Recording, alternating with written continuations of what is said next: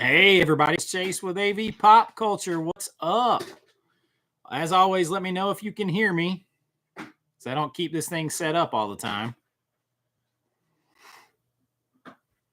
I see Trekkernaut in here, Gary's Comics and Movies, Woke Niner, what's up?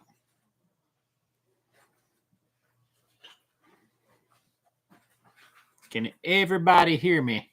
Let me get my, in case I need to type anything, I should grab my keyboard over here.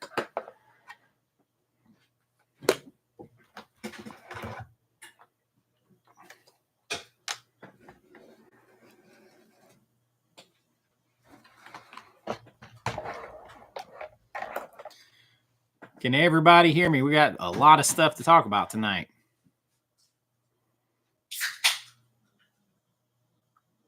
The man, the myth, the legend. A legend in my own mind. My mind too. Why So Blue Tube in the house? Volume's good. Good.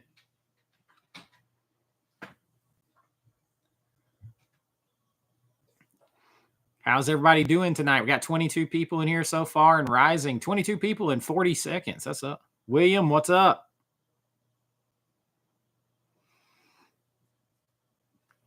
The Collins, good evening.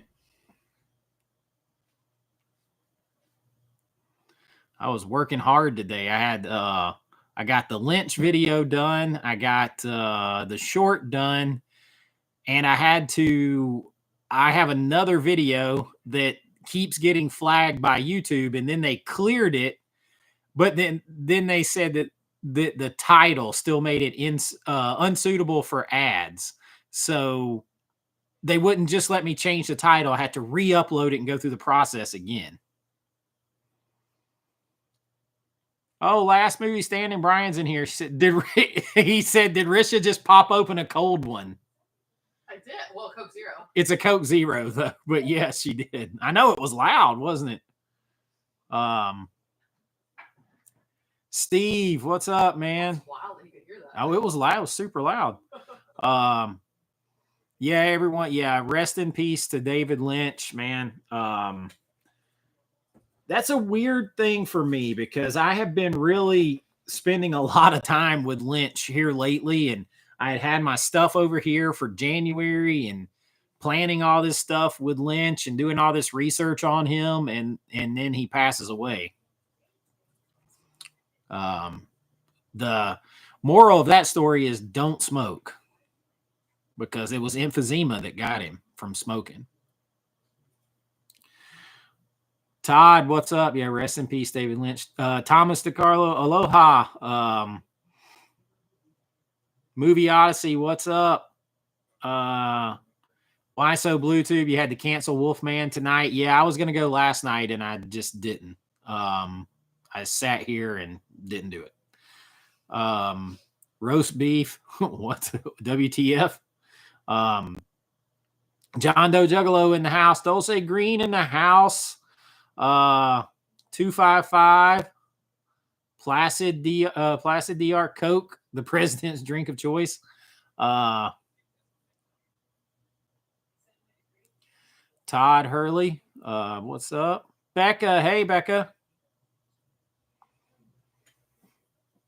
Alfonso, what's up? Hi there, how are you? Yeah, sad about he was a mad genius. He was a mad genius.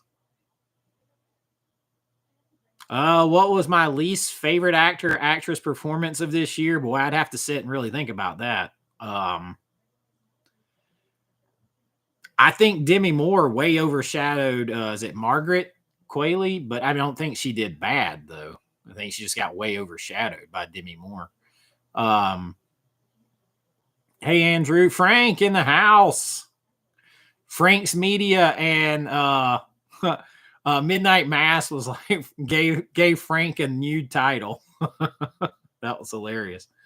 Oh, Brian, you got Creature Feature. Yeah, I saw that. I hadn't had a chance to message you back yet. I haven't seen the new season of Twin Peaks. I am just now going through old Twin Peaks, which came out when I was like 13, I think. Steve sent me this. And it's hard when you're trying to do so many watch so many movies for all these lists and everything. It's hard to get through a whole TV series. But I am working on it. Darkroom Reviews, what's up?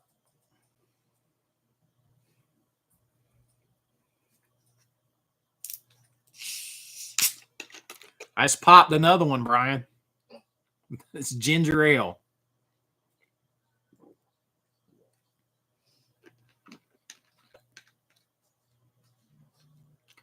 From the TV show. Yeah. Yeah, I'm living fast and loose with my ginger ale. I don't actually drink a lot. I will drink something. I'm a bourbon guy and a good beer guy, but and I like red wine. But I don't drink a lot because mainly I'm fat and I'd like to eat my calories instead.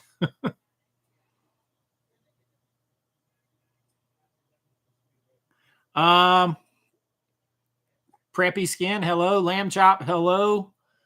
Darkroom Reviews asks, how do you manage your time throughout the day? You seem like a busy guy. It's rough. Trying to do a video every day. And I do a lot of videos with clips and stuff that require a lot of editing. So it's hard. I also have another channel that I put stuff up on that I keep going because I started a long time ago, where I try to edit a video or two a week where we go to the theme parks and stuff like that. So it's hard. And then I have my kids do online school. It's not homeschool. It's just online. And so I'm here. I have to help them with their work. I have to make their food and then do anything else I need to do for work and everything. So it's a lot. It's hard. I really have to buckle down and try to record. Like in the next couple of weeks, my goal is to try to record a week's worth of videos ahead of time, and then spread those out, like just list things that aren't time sensitive and spread those out. And then then I only have to do a video every other day. And since I am 7 ahead, I'll have months and months where I won't, as long as I stay on that pace, I won't have to record every day, which gets hard on my throat. Like, I've been having like voice problems, having to clear my throat a lot from talking so much because you have to project. Whiskey Ginger, Diet Coke guy, McKenna. Yeah. Let's see. Ava Green was your worst performance. I would have to think about it. Thank you, Becca. I'm just I like to eat. So if I would rather eat than drink my calories. And then of course we have a giveaway tonight. We're going to set a goal here in a few minutes. We get to the goal. We got one more whole year long Patreon membership to give away. And so we'll give that away first tonight. And it's got to be a new member, somebody that's not already a member that hasn't got to see everything yet.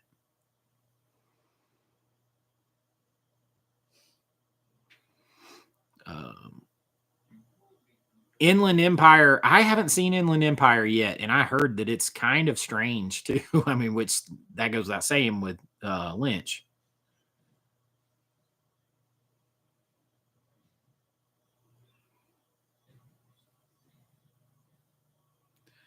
Todd, you've started the OG Twin Peaks series like 5 times.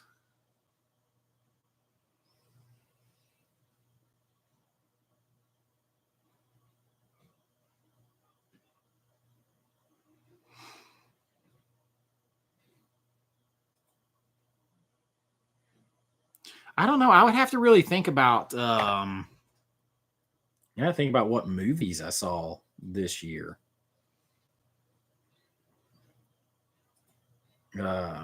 I've heard, I'm a little disappointed. My man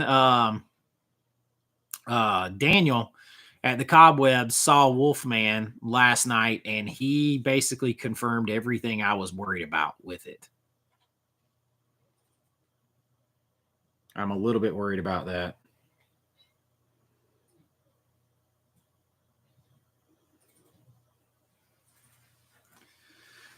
Let's see. I don't know. I feel like I didn't see as many new movies this year. Yeah, I saw Bob Euchre passed away too. Just a bit outside. He tried the corner and missed. I can't find it. The hell with it. I love Bob Euchre in Major League. How can you not? You know, I used to get involved with wrestling sometimes too back in the 80s.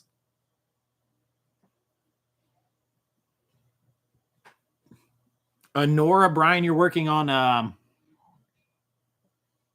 Thought I saw Brian said he was working on an Anora video. That's like the latest release from Criterion that I'm the most interested in.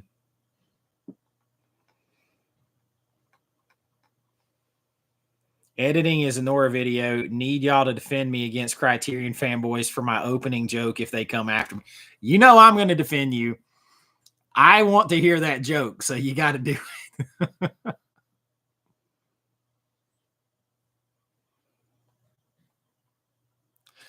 Trek or Not, I did see that. Eli, what's up? Trek or Not, I did see the cell from Arrow has an issue. So I'm going to hold off on getting it. I actually just ran out tonight and did a Chase in the Wild video. I've got a few of those that I'm doing. I'm going to go to a couple of new places tomorrow. Yeah, I didn't hear great things about the Wolfman either, which is... We were at Halloween Horror Nights when they unveiled the Wolfman that basically just looked like an old guy with the mange. So that was...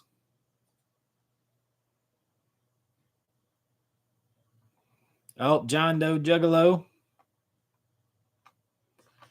Oh, you want to see behind the curtain?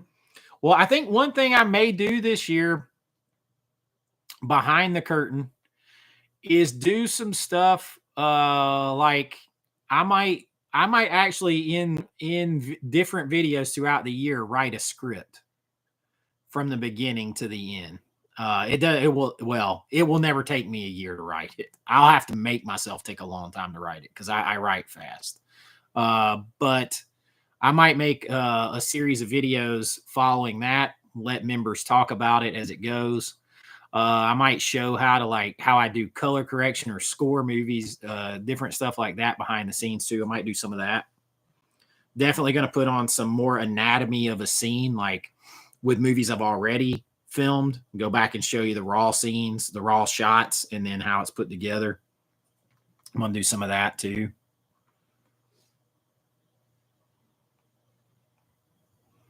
Chat's flying by. You're going to orbit in 4 weeks. I'm going to do that here soon too.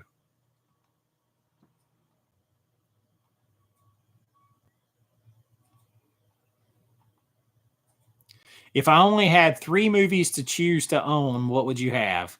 I would have Rocky. I would have Indiana Jones and the Last Crusade. And I'd have Ghostbusters or Back to the Future. That last one would be hard to pick between.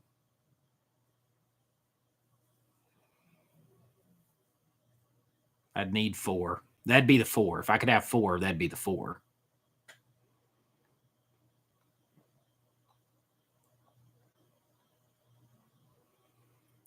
Just bought another of Eagle Rare. I haven't had that. Oh, Woke Niner, you like the Chase in the Wild? They're fun. I'm going to try to go to some new places tomorrow.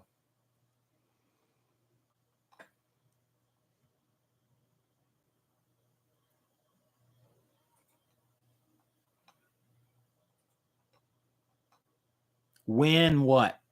Woke Niner, win what? 4 is fine. Okay, that's my 4 for sure. Rocky, Indiana Jones and the Last Crusade, Ghostbusters, Back to the Future.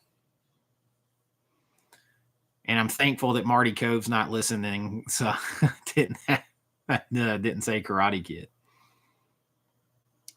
Oh, when am I going to orbit? I don't know. I am actually going out of town on Monday for a few days. So back last year, before I started doing this channel, on my other channel, we got the invite. We're going to Universal Studios. They're opening a new hotel there. So we're going to go down there. Rich is going with me. I'm going to go down there and cover the opening of that hotel for that channel. So I'm going to be gone a couple of days.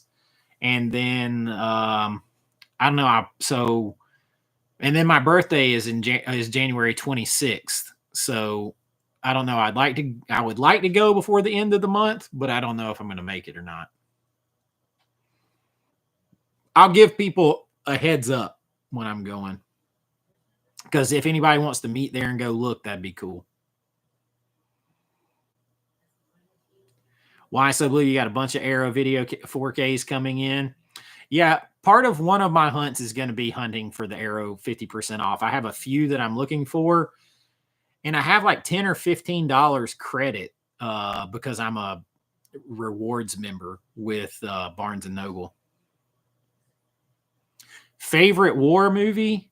My favorite war thing ever is Band of Brothers. But if I'm picking a war movie, does it have to be like modern war? Because it's Braveheart. It's Braveheart or The Patriot. If not, Mel Gibson, those are good. But my favorite, I love World War II history.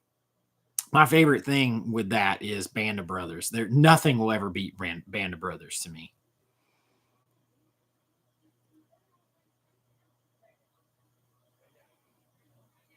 Imprint released a box set containing 3 80s movies, 80s TV movies. That's interesting. If you ever quit ordering, you could make a trip to orbit. I still don't have Blazing Saddles.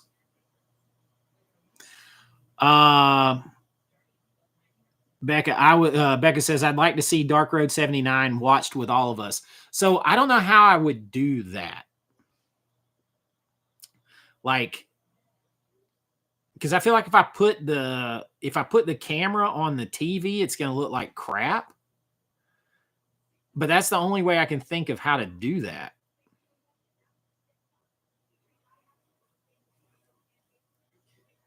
You know how you show your screen when you're doing that won't work. No, it won't work. That has to be recorded ahead of time.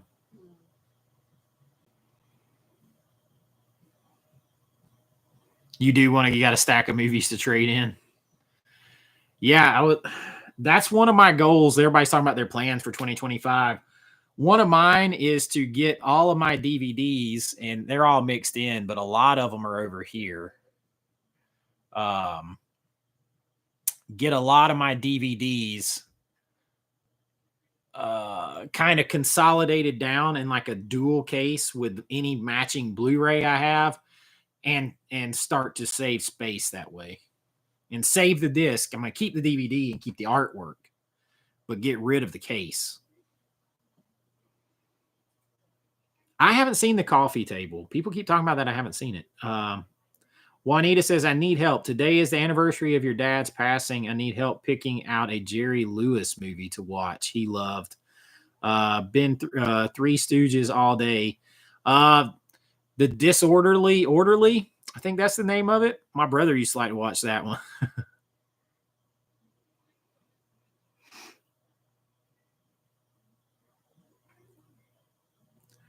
Kelly's Heroes.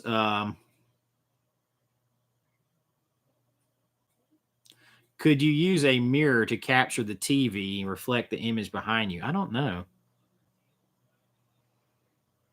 Last movie standing. You picked up Galaxy Quest today. $22. That's not bad. No Retreat, No Surrender. I love that movie. And Sigourney Weaver is beautiful in that movie. And she's like 55 or 56, by the way, or something in that movie.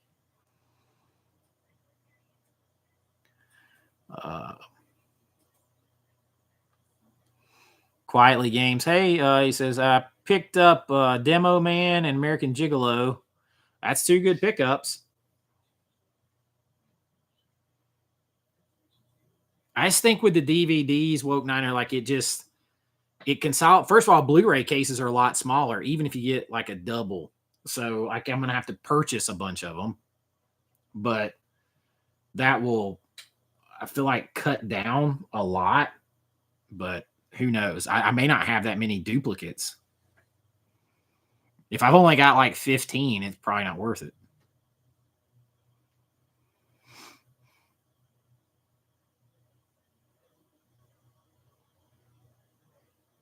Combine, curate, customize. That's it. I mean, you got to, because space it's an issue. It's going to be an issue.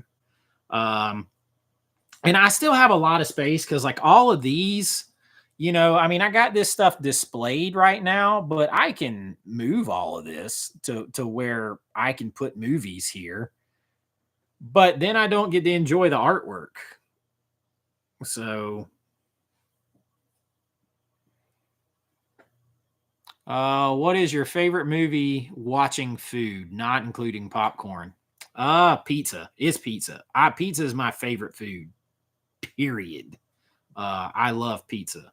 I mean, I love pizza. I could eat pizza all the time. Movie snacks is popcorn, man. I love popcorn. And if you're just talking about snacks too, but that's my favorite. Pizza is my favorite movie watching food. Yeah, Risha will go. We buy the refillable bucket from AMC, and she will go and just get me a refill of the popcorn bucket for a snack. I love popcorn. I love Twizzlers. I love Raisinets and Junior Mints.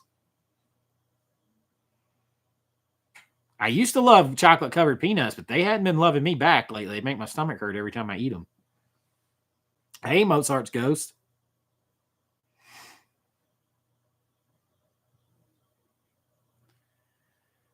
I could use OBS to stream or film live. Like I don't even know what that is. Sour Patch Kids. My daughter loves Sour Patch Kids. So does Risha.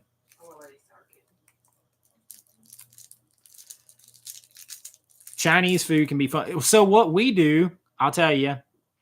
Sorry, my throat.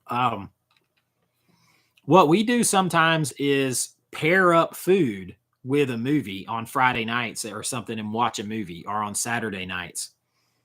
So like we did recently, we did Ghostbusters with us and the kids, and we got like Chinese food because they're sitting around in the one scene eating Chinese food. So we had Chinese food, Twinkies, there was like Cheez-Its, there was Budweiser, there was Coke, because they have all that in the movie.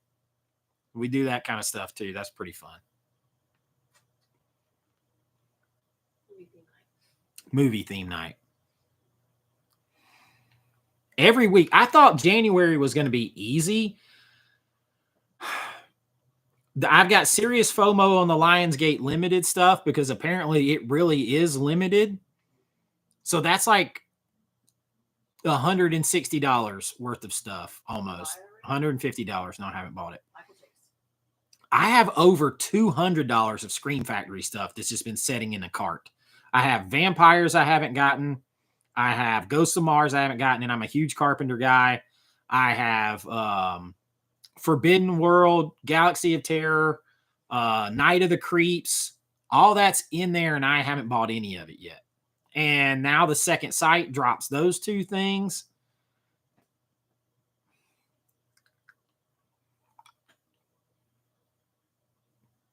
Barbecue. I like pretty much any kind of pizza. Pretty much any kind that don't eat me first.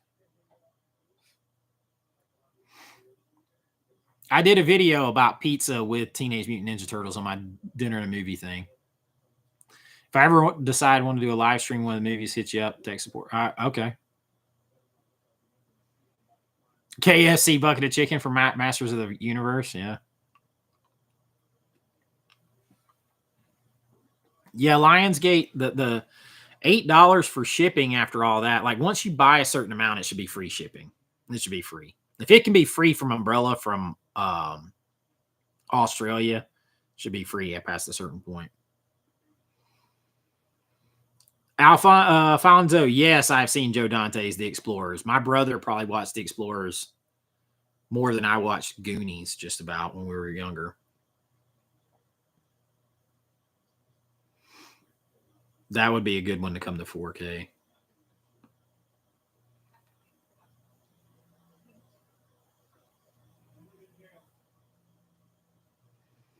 Man, Brian, I just saw tonight, I saw Demolition Man 4K in Barnes & Noble.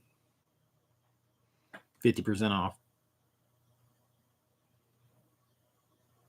Oh, I didn't get any of the 3 for $33 4Ks from Amazon.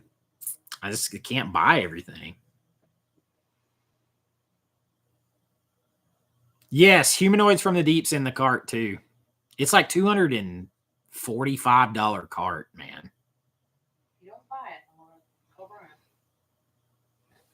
I have not seen Nosferatu yet. It is hard for me to get to the theater. It is very hard to carve out time to get to the theater.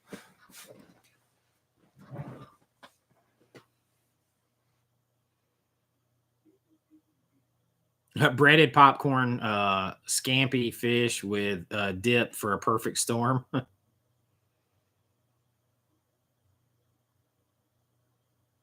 Oh, it's free over 100? Okay. At least it's free at some point.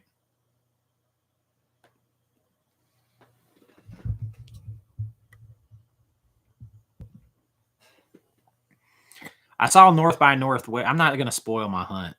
I'm not going to spoil my hunt.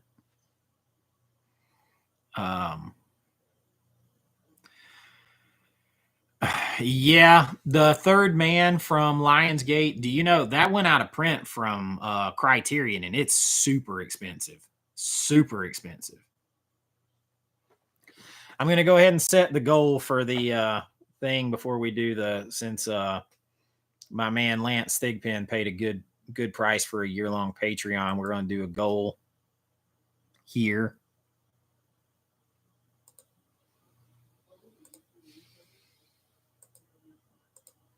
And maybe we'll get an extra giveaway if we hit it.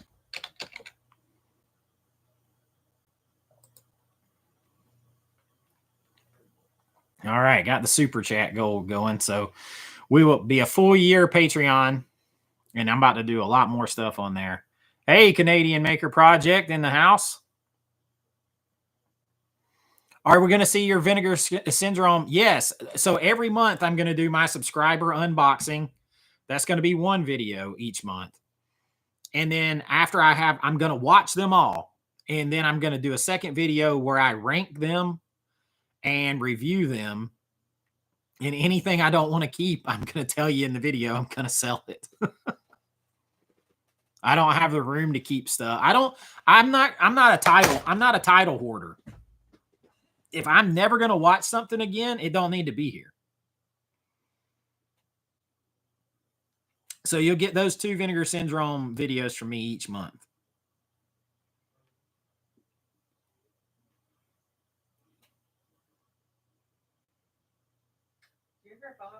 Yeah. The lack of 4K players, James. So here's the thing. If you have like 4 companies making 4K players, how often do you need to change your 4K player? That's the thing. That market's never going to be the same. You buy a Panasonic 820 today, barring it getting broken, when do you need to buy another one? In like 4 years, 5 years? So it's harder for that market to keep up with it. There's not going to be a way for them to really upgrade those that much. Ben starting us off towards our goal with a $5 super chat says, thanks for sharing your knowledge with us, Chase. Ben, I appreciate it, brother. I appreciate that. One day I'll have enough money to be fancy and get StreamYard, and I can pop all you guys' name up here. When I get 30,000 subscribers and I'm making like, 80 G's a year on YouTube, I can afford StreamYard.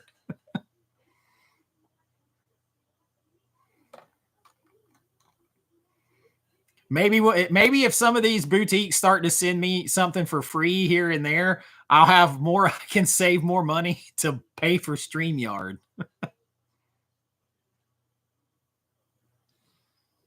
Yeah, you can always stop. Like I now have a Panasonic UB820, and I have the Sony Region Free Player. So I'm probably gonna buy like a little cheap 4K player, like that one Sony that's like $89 for my bedroom at some point. And I'm only doing that because the old DVD Blu-ray player that was in there broke, and I'm gonna have to take it apart to get a movie out of it.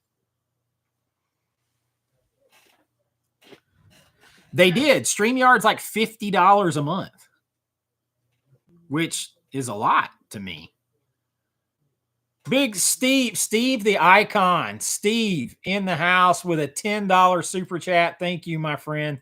Y'all, Steve, besides being an icon and sending the most amazing gifts, I don't think there's ever been a live chat where even if he missed it, he came back and did $10 at some point. I mean, it's super awesome. I appreciate that kind of support. Oh, Dolce Green says, let's help Chase check out his Screen Factory card. That card, she is a $9.99 super chat. Thank you so much.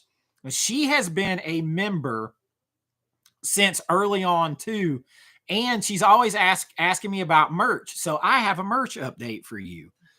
I started working on some stuff last night. I have a couple of designs. Rich is we're gonna work with this, so you're gonna have some more designs coming from me. I'm gonna put some stuff on T Republic, but I'm gonna make them where if you want to get them straight from me, you can get them straight from me too. And I'm gonna start giving some away on live streams too. I do have my phone. I sent you some of the pictures that if you open it, you can show them of the movie night, the ones that we like. Okay, so Richard wanted me to show you how we decorate when we do movie night. So she sent me because she's extra. So I'll try to show you guys. So like when we did Ghostbusters, getting a bad reflection. That's what it looked like. So we had all the food in there. And then we did Back to the Future. We did like burgers and shakes and stuff. And this was one of my favorites. We watched the Jungle Cruise. We had some good food that night. Won't focus. There it goes. We had some really good food. That's actually a drawing of the rock I did back there that I have never painted yet. It's on a canvas. Nothing will show. But yeah. Oh, and we did what was this one? This was Arnold, right? My kid's favorite Arnold movie, Last Action Hero. So we did that too. So super cool. Super cool. We do that a lot. Canadian Maker Project in the house. Just an idea. Why not build your own movie server? It's what you're doing. Man, I'm not that savvy. Like online type thing. But Canadian Maker drops a $5 super chat. So we're like 4 out of 10 on that already. I appreciate that so much, you guys, all of you. But yeah, it's just a little fun idea. It makes, and it's like that is something like trying to pass on that love of physical media and movies. I just don't feel like you get that same thing with streaming as having the movie setting out there, doing all those decorations, having the food. It just makes it extra special. Help me check out my Screen Factory card. We have to be on here for like 6 hours.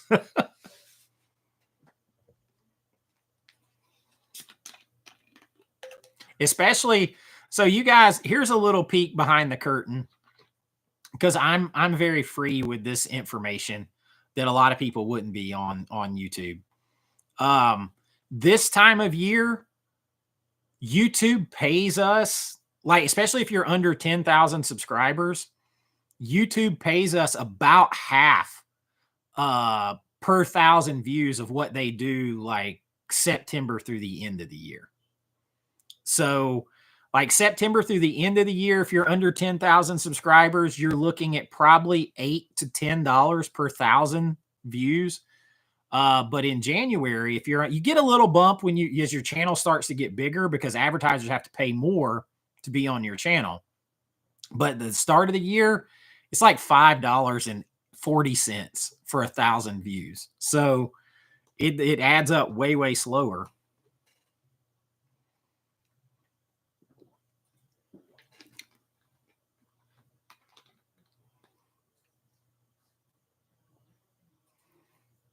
I have to, man, you're like way more like, I thought I was tech advanced because I built my computer myself and I can edit and run cameras and all that kind of stuff. That's a little bit different level for me.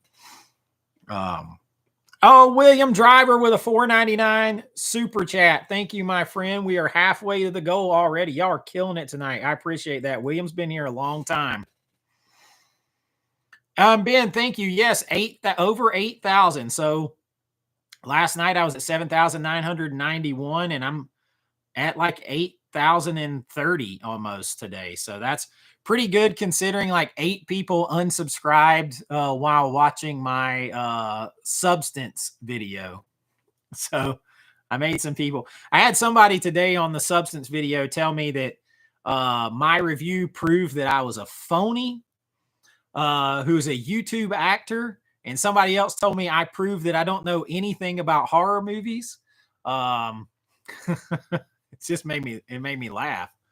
I'm like, I've made horror movies for 20 years, right? Like, I mean, it doesn't make me an expert, but I do know something. I taught film. I taught creative writing. So it is good, Ben. It is good to see so many people. We got 70 people, 71 people in here, 26 likes. Smash that like button, right? It's supposed to help pump it out there. Movie nights are Friday and Saturday in the house. Tired of watching Diary of a Wimpy Kid movies. My wife says kids are too young to watch Reanimator or Return of the Living Dead. Find something a little bit, go down just a hair.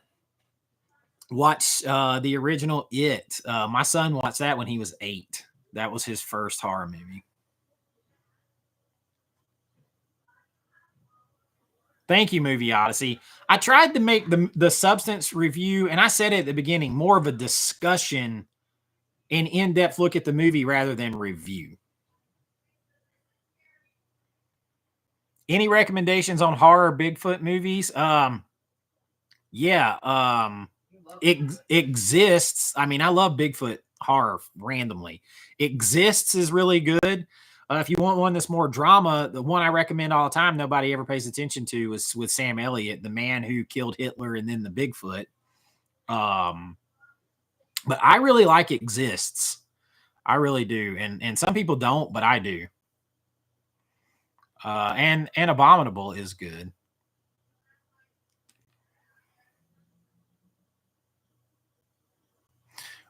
Canadian Maker says what the hell he's going to make it rain. He just made it rain. He just gifted 5 AVA Pop Culture memberships. So Fish the Film Collector, Thomas Price, Space Case Collectible, Teddy West, Mad Team 3 parents, all got memberships. I appreciate that so much. You guys can get a little peek behind the curtain. Maybe you decide to hang around after the month, and I'm going to be doing I think I'm going to start trying to do a little script, let you guys see behind the window on that. I love The Thing. I haven't seen Smile 1, so I haven't. I don't know about Smile 2. Willow Creek is not bad, Steve. Yes, Willow Creek is a good one. Juanita, people can be idiots just because they don't agree with you doesn't mean you are wrong. They chose feelings over facts. Well, see, I have found I have found that if you bring like facts to a discussion, and you cite your sources, people tend to get more angry because then they're left with less place to go with whatever they were feeling. So if the director is sitting there saying this thing, it's sort of hard to argue. So all they have left to do is yell at you, basically. And the one guy was like, "You don't know who you're talking to." And I'm like, do you? I'm a big dude.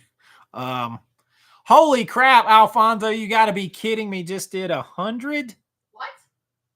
You're kidding me.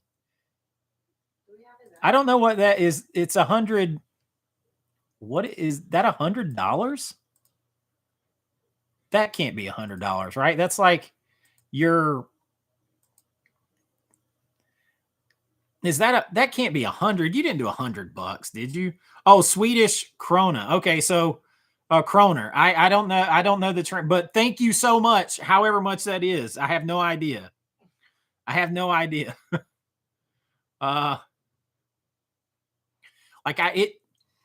The symbol it gives is SEK, so I have no idea the currency. But thank you, Alfonso. I thought Alfonso usually can't be on here because it's so much different time. It's stronger than the dollar. You got to be kidding me. No way. And Ben dropping $5. You guys are killing me, man. I appreciate that so much. Now dude, that's too much. That can't be. If it's stronger than the dollar, that's way too much, man. What is it? Okay, I feel better. $9. Thank you. Yeah. I was like, man, don't do that. Like, that's crazy. Thank you so much. Usually, man, you're not on here. You're like, it's the middle of the night. You're here for like a minute and you have to go. I'm glad you're here tonight. Ben says, appreciate all the substance you bring for us. I try, man. I try. Juanita feeling is better than facts any day. Ben is watching from Ireland. It's nearly 2 a.m. Thank you, Ben. Good Lord, man.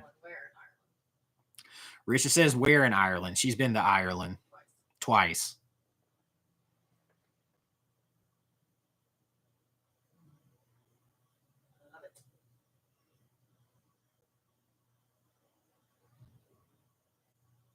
Oh, gotcha. Okay. I don't know the convert. I did notice recently, because I was trying to buy something that was in euros, that the dollar has almost caught up to the euro. The euro was like $1.89, and now it's like $1.03.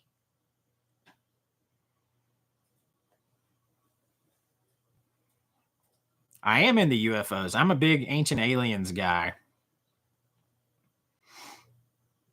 Long Beach, California. So it's earlier for you. There's 5:42. I got everybody in here doing a monetary conversion for me. You know?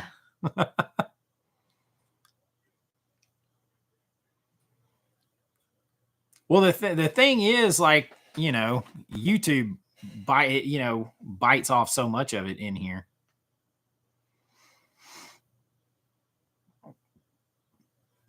If I had to recast Predator, who would be my picks? Well, I mean, now, if I can't use the same people because they're older now, I'd have The Rock in it somewhere. I'd have Jason Statham in it. I would have Alan Ritchson in it. Vin Diesel. I'd have probably Vin Diesel, maybe. Risha likes him better than me. I don't know about him. I would have, and even though he's older, I would have, is it Keith David or David Keith? The black actor that was in They Live. Bruce Willis. Bruce Willis can't do anything now. If he could. No, I got to pick people that can do it. Keith David, I would have him in there. Bautista has shrunk down to nothing. I would put Chris Pratt in there for sure. I love Chris Pratt.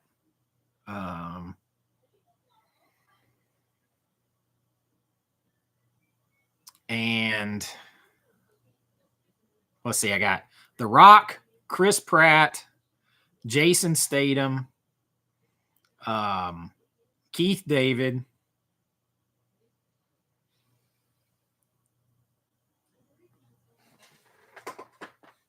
Oh, Alan Ritchson. I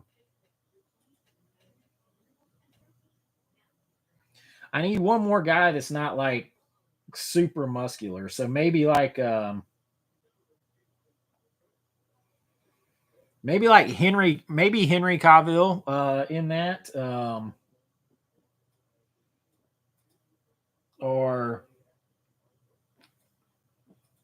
it's so hard to think of actors right off the top of your head. Or Taylor Kitsch. I'm gonna go with Taylor Kitsch for that last spot.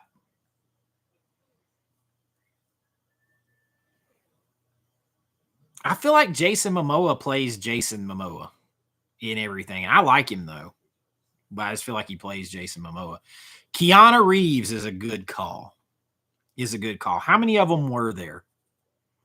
1, 2, 3, 4, 5. Was there 6?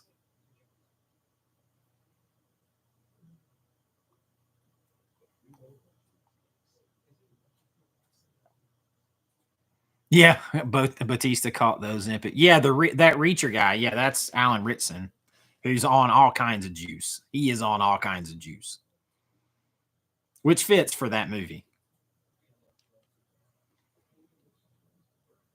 Maybe I would swap out Idris Elba for Keith David and have Keith David be the guy, like the head guy that calls them in. That sounds like a good switch.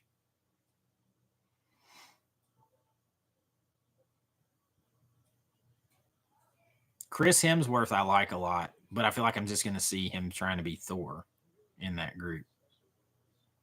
Nothing wrong with that. Predator is great. Predator is my favorite Arnold Schwarzenegger movie. And it's like one of my top 5 favorite movies of all time. Dom DeLuise.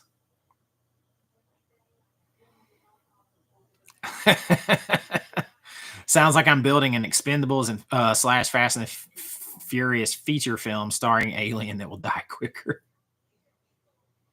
Yeah, blockbuster box set for Predator. I will probably make one myself if he doesn't do one. Ben says he's from Derry, Ireland. You'll probably know it from Derry Girls if you've ever seen it. I haven't seen that. I like Frank Grillo, but like he's actually a little dude. And if he's standing like next to some of those other guys, he's gonna look like a little dude because he's like 5'7", 5'8". There comes Brian. If anything has girls in the title, Brian knows it.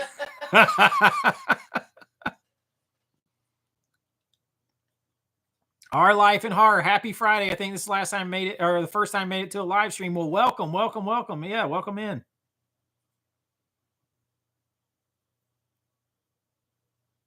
How do the other films in the franchise compare? So for me, the only other film in the franchise of Predator that I have liked is Predators with crap. What's his name?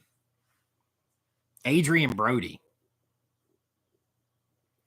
I would like to slide Keanu Reeves somewhere into that Predator cast somewhere. Maybe the Shane Black role or something. I don't know. I would like to slide him in there too.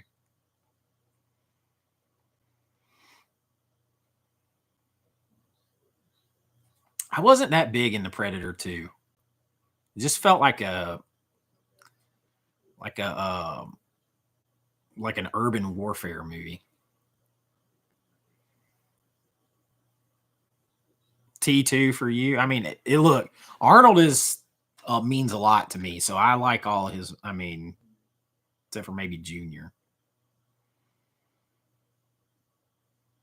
I honestly, everybody kept raving about Prey, and I don't know if it's because people built it up so much, but I didn't make it through it. I've started watching it twice and I haven't finished it yet.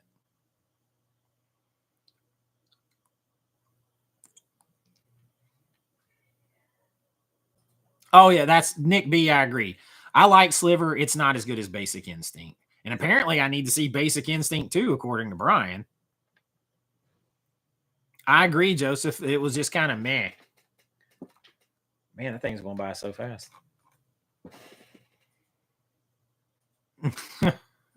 Hey, Sasha B. Bay. Sasha Bay. I haven't watched Predator 2 in forever. I don't own it. Oh, I actually liked Alien vs. Predator. I'm not going to lie. Where they're in Antarctica and they go, it's kind of like they wrap the ancient aliens theory into the Alien and Predator movies. I did actually like that. A lot of people didn't. I like that one.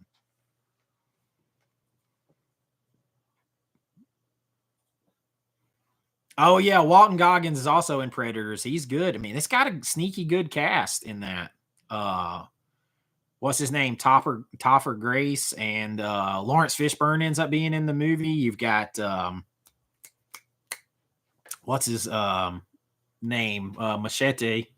Just totally blanked on his name. Steelbook Collector coming in with a $5 super chat. Thank you so much. What do you think about that Heart Eyes trailer? I haven't seen the Heart Eyes trailer. I saw the poster. I had Danny Trejo. Thank you. Yes. I have not seen the trailer yet.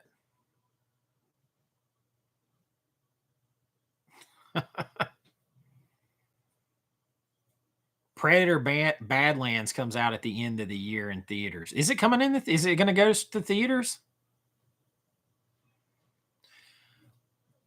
Oh man, if you Woke Niner, have you seen Walton Goggins in Justified?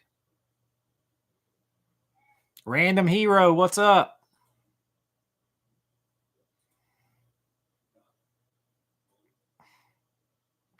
Predator reboot idea. Cast all the Hollywood outcasts as a team that is hunted. Kevin Spacey, Army Hammer.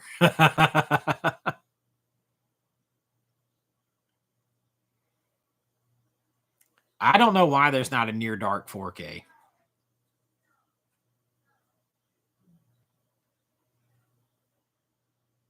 He's Uncle Baby Billy's Bible Bunkers.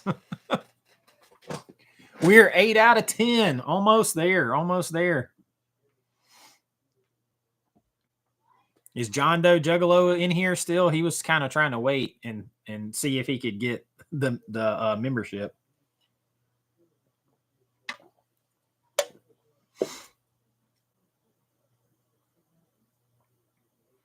Oh wow! In the Heat of the Night, he had to be young in the original In the Heat of the Night. I did see the trailer for The Monkey, and that's a Stephen King story, which means it's probably a really good ride and a bad ending. And I love Stephen King's stuff, but he has a So, man, I just watched. You guys want me to spoil one that's on an upcoming list that I just first time watched?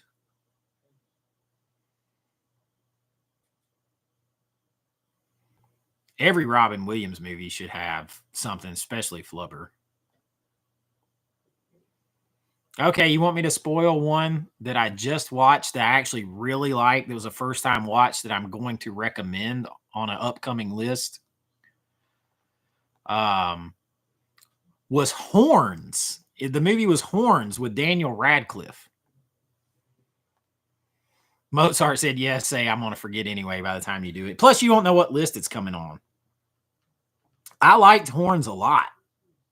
I really did. I thought it was good.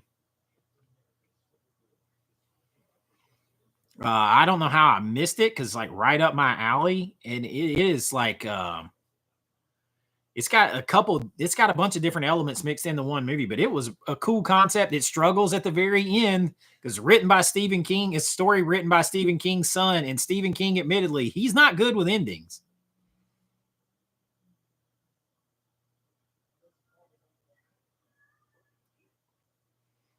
Yes, Becca. Becca sent me a couple of movies that are very hard to get, including one that had David Boreanaz, who's Angel from Buffy, that I have never seen before and didn't know that it was in there, and that's awesome. I grew up with Howard the Duck. Howard the Duck gets super inappropriate, uncomfortably so, in a couple of spots.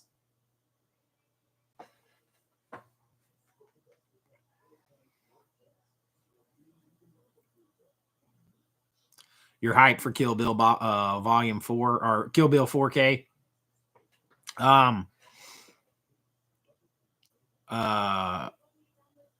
Howard the Duck's a classic for me. The Kill Bills.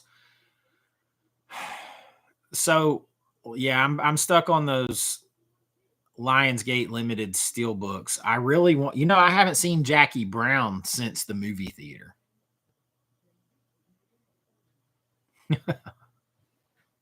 My sigh.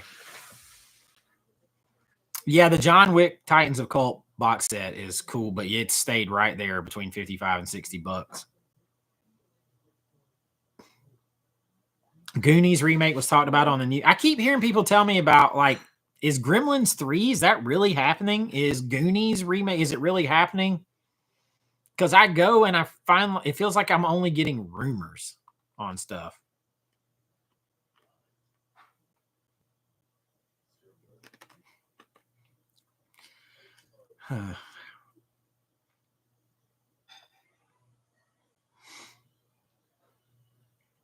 I think the Titans of Cult dropped down to $53 one time.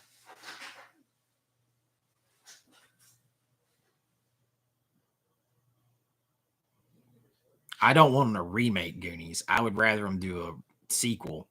I don't want a remake. I don't know how to do that, Ben. We can't. We're going to get the, like, stream flagged. Let's see.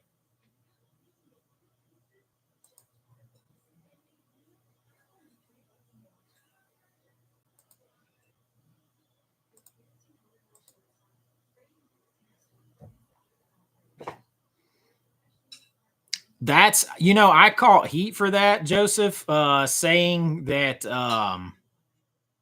I would remake Monster Squad, but I would still set it in the 80s and make it R-rated. And people are like, would be the same movie. Like, no, not if it was R-rated and they were a little bit older.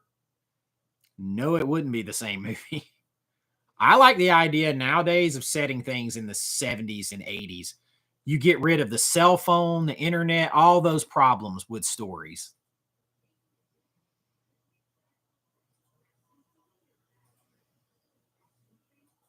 Jaws doesn't need a remake. I'll never touch that. I think Brian wants to work on that. I heard Brian, the last movie standing, he wants to work on the Jaws remake. He's first in line. He's offering to do it for free. I've not seen Summer of '84, Mozart's Ghost. I was actually going to watch that the other night. I figured it would be free streaming somewhere. It is not. I don't have that much streaming, but it's not free anywhere.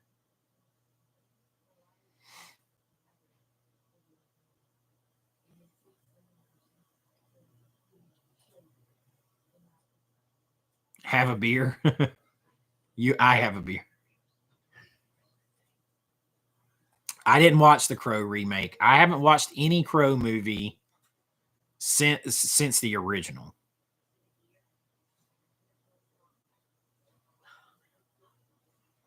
So that's all going to be, it's about to be a new experience for me.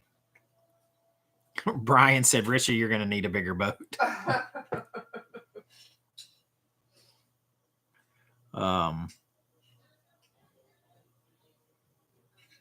Chase, what do you think that new cars have no turnkey starts anymore? Button push only. This means the old age suspense drop. The keys in the car is gone. Well, I mean, you still have to have the key in your pocket to get to start it, because mine's a push start. So if you don't have the key on you, and it's not in there. You can't start it. It's got to be right there still. But yeah, you can't. It's not the whole like fumble at the steering column thing anymore. So you lose that part. You can put that back in too with a movie set in the 80s or the 70s. Anything I do now, I'm probably going to set it in the 80s or 70s. Probably the 80s. 80s easier to do. I already did one with the 70s. It's not as easy as you'd think.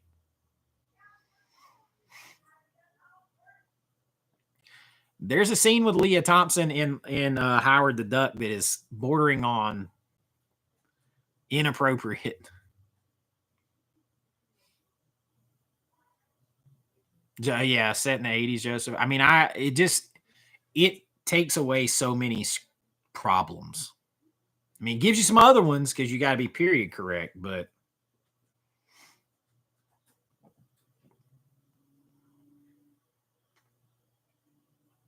oh yeah, all the right moves.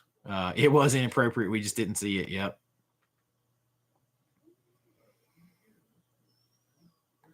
We got 2 more, and then we'll do the giveaway. 2 more super chats, then we'll do the giveaway. Yeah, George Lucas made it happen. The Kickboxer 4 lenticular art is bad to the bone. I have not seen the Human Centipede movies, nor will I. This is super cool.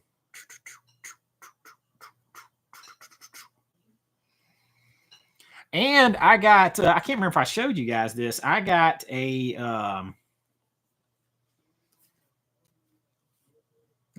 there it is. I got channel member Tyler sent me this. It's the House of the Devil set from Umbrella. And I actually got a super low number. 194 out of 1,500. So that thing is super cool. I need to get, I've been holding out on X and that trilogy because I figured there was a 4K set coming. But I've still not seen Pearl or Maxine either. 1,500 out of 1,500 or 1 out of 1. Either one would be cool. Got the first one or the last one. Yeah, the Kickboxer pops, man. It's so cool. That is a good 4K.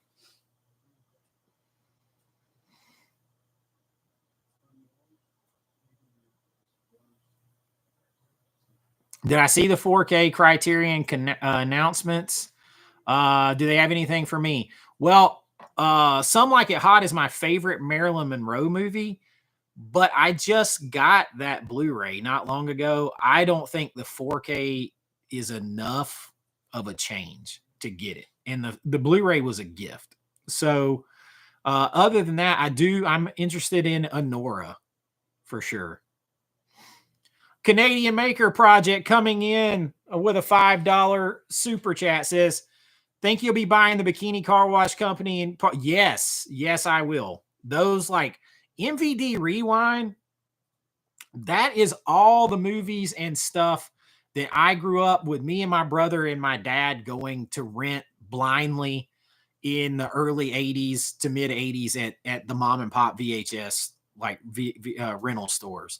I feel like MVD has the finger on that pulse. All those movies are for me. I want to watch and review all those. I mean, a lot of my reviews don't do well on the channel. People say they like them, but they don't do well. But I enjoy reviewing and talking about them. So I'm going to start getting and reviewing more of those. Ben with another $5 super chat hits the goal, says thanks again for all the work in your videos. I appreciate that. We hit the goal 10 out of 10. Thank you all so much. I super appreciate that. Brian, your Honora video is full of spoilers. Yeah, but can you really like spoil a movie like that? What's my surround system? So I have 2 pieces. I have 2 incomplete surround systems. So in this room here, I have just the clips, center channel, and the right and left. That's it. In the other room, I have the Yamaha. I have a Yamaha receiver. I don't have a receiver capable of Atmos. So like all this stuff is being upgraded. I just got my TV. The other room though, I have the big Klipsch floor speakers, huge. I have the center channel. I have 2 rear surrounds and the bass. But so I have 2 pieces. That's the problem. I'm doing 2 rooms a piece at a time because I can't afford to buy everything. So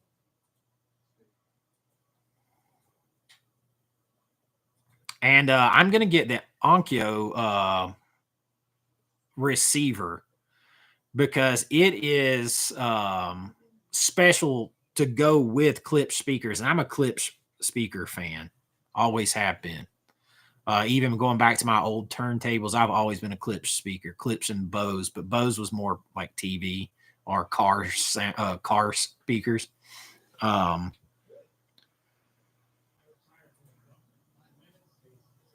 Honora is Pretty Woman meets Uncut Gems. That's a trip. Joseph picked up a bootleg of Less Than Zero. That's one that's stuck on VHS. Yeah, a lot of there's a lot more stuck on VHS than I thought when I started watching it, looking into that. Lone Soldier says, if you haven't heard Nice Guys coming to 4K here, it's MOD on Amazon. Our Second Sight is doing it too, which I'm going to get the Second Sight one because it's not that. I'm a big fan of that movie. You can ask Brian at the Last Movie Standing, like 3 days, maybe a week before they made that announcement, I was telling him that I thought that was an underrated movie and I wish it would come on 4K. And then they announced it. So I'm going to wait on, because that's Shane Black. And I did hear Ken say in Mid-Level Media, he's like, The Nice Guys might be Shane Black's best movie. And I was like, do you mean directing? Because Shane Black wrote Lethal Weapon and Predator. So I love The Nice Guys, but not on that level. But I'm going to wait and get the Second Sight on that. Do I ever go to film festivals? Yeah, I used to go to film festivals all the time. My movies, especially when my movies were in film festivals, but I'd like to start going to some more local ones. I've been like with my movie, I actually started and ran my own film festival, the Hollywood South Film Festival here in Atlanta for we did it 3 or 4 years. It's very hard to get it. COVID put the end to it. But I've been to the Marietta Film Festival, Cobb Film Festival, Milledgeville Film Festival. I've been to film festivals in North Carolina, the Myrtle Beach Film Festival. I've been to the Los Angeles Film Festival, Hollywood Film Festival. I've been to Idlewild Film Festival, and all those are in California. So I've never been to Sundance. Like I always want to go. I tell Rich every year I want to go to Sundance for my birthday because my birthday's in January, but we never go. Because we never drink it. But eventually. Ben says, Chase, I have the 65-inch LG C3. That's what I got. I love the thing. I love it. It makes that much difference. It does. If your setup is good, it does. You'll see your umbrella from Australia before. Well, as we sit here today, I still do not have my never-ending story from Imprint. They told me it was lost, and they were going to try to send me another one. We'll see. Biggest Mikey, what's up?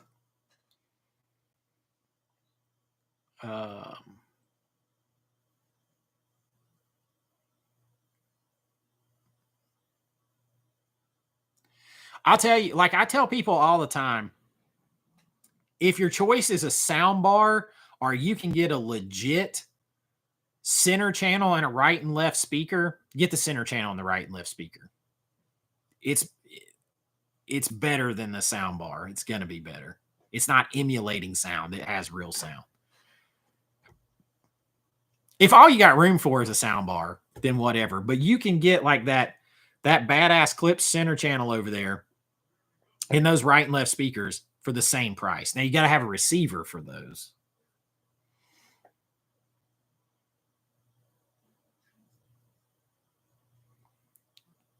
Let's see. Those two flicks are trying to catch back up with the chat. You're planning on going to at least a couple genre festivals this year. Panic Fest, Brooklyn Horror, Portland Horror. That's cool. Like, I also like to go to conventions. Like, I mean, like the ones I was a guest at, like, because I mean, I was taken for Days of the Dead. I spoke at Days of the Dead Atlanta, Days of the Dead Los Angeles, and was a guest. And they have like a film festival at those too, and those are cool too. That's the Onkyo. I can't remember if that's the Onkyo I'm looking at or not. It's originally like it's originally $1,300. Right now it's like $499 on Amazon. It's a $1,300 receiver for $499. And it was literally just $1,300 a few days ago.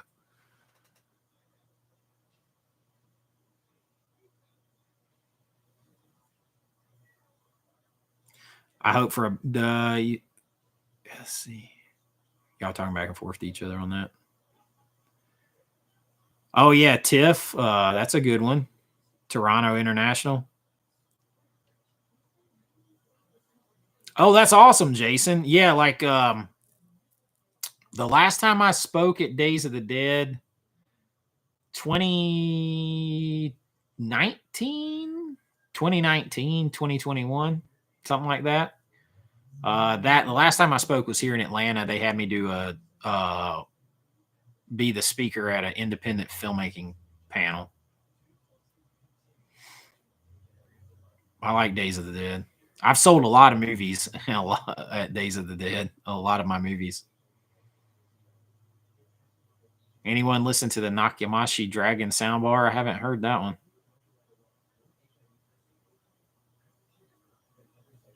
What is RRR? Am I not thinking of it?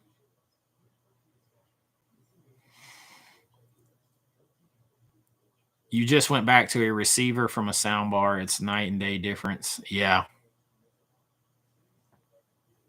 Onkyo. Risha, can you text Mom? Tell her I'm. Tell her what? Tell her I'm on the. Okay. My mama's calling.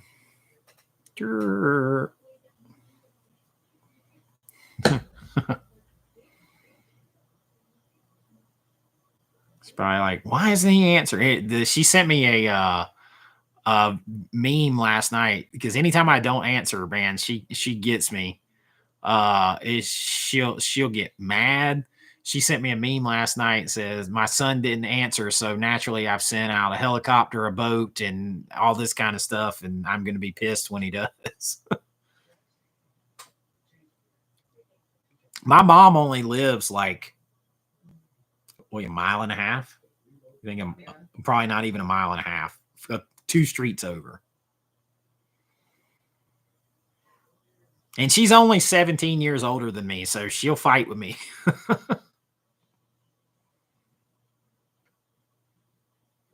Well, my mom will call me 3 times in a row, and when I answer it, I'll be like, what's the matter? And she's like, nothing. What are you doing?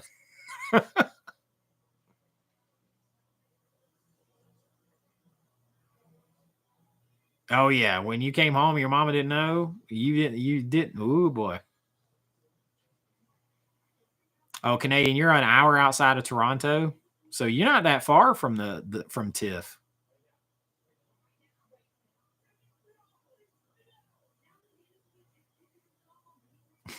Juanita says, when I don't answer, my daughter says she's putting me in a home. So when she doesn't answer, I'll tell her she's going to an orphanage.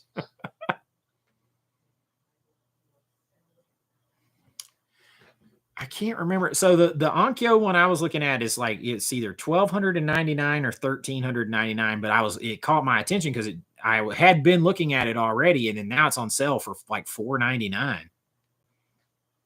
And I was like, oh, I have $98 of Amazon dollars.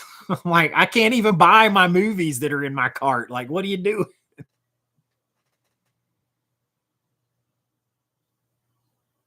I thought it was cool today. You guys know I did the we're going to give away the first thing here in just a second. I did the review of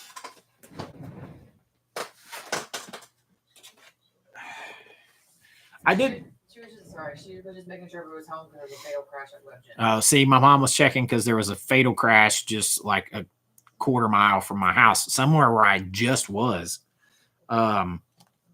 I did this review, and one of the guys that's in this movie commented on the video today. That was cool. Kevin Martin, like the main guy in the movie, thanked me for the review. I thought that was pretty cool. I love independent filmmakers sticking together. That's super cool. I said that you said we're all here safe and sound. He loves you, and thanks for checking on him.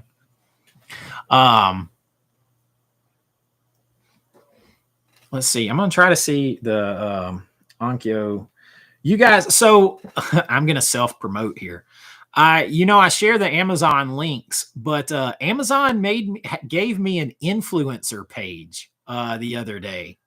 And so I have a storefront on Amazon where now I can keep all of these lists of stuff curated in one spot under different lists and links. So you can go to any list at any time that I put on there and do it. That's super cool.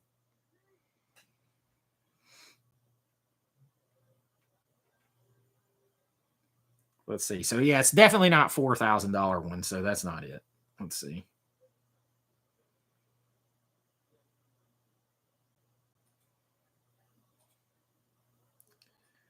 Let's see.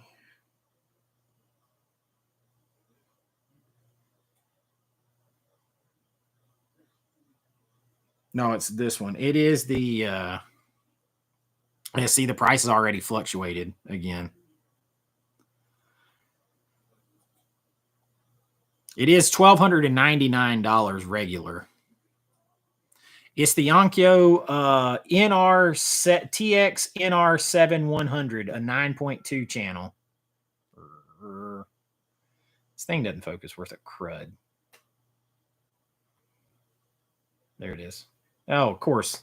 And my phone went to sleep once it focused. That's it right there. So it's a 9.2 channel, which 9 channels of audio don't actually exist in a recording. You make those separately, but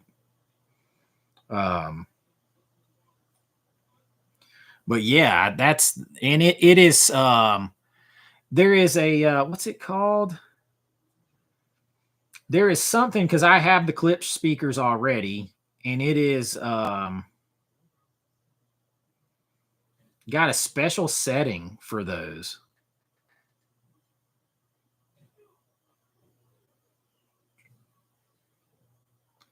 I forget what it's called, but it's actually got, it is like optimized to go with Klipsch speakers. So Klipsch optimizer mode.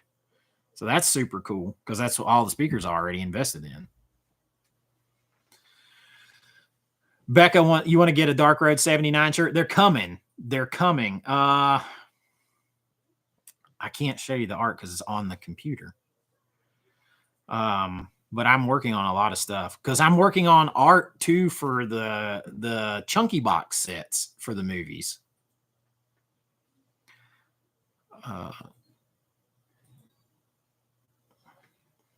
But yeah, let's see. Oh yeah, the receiver would still be a tax. Like the stuff that I buy like that is definitely a tax write-off. You still got to have the money to buy it. I mean, you still got to have the money to buy it up front.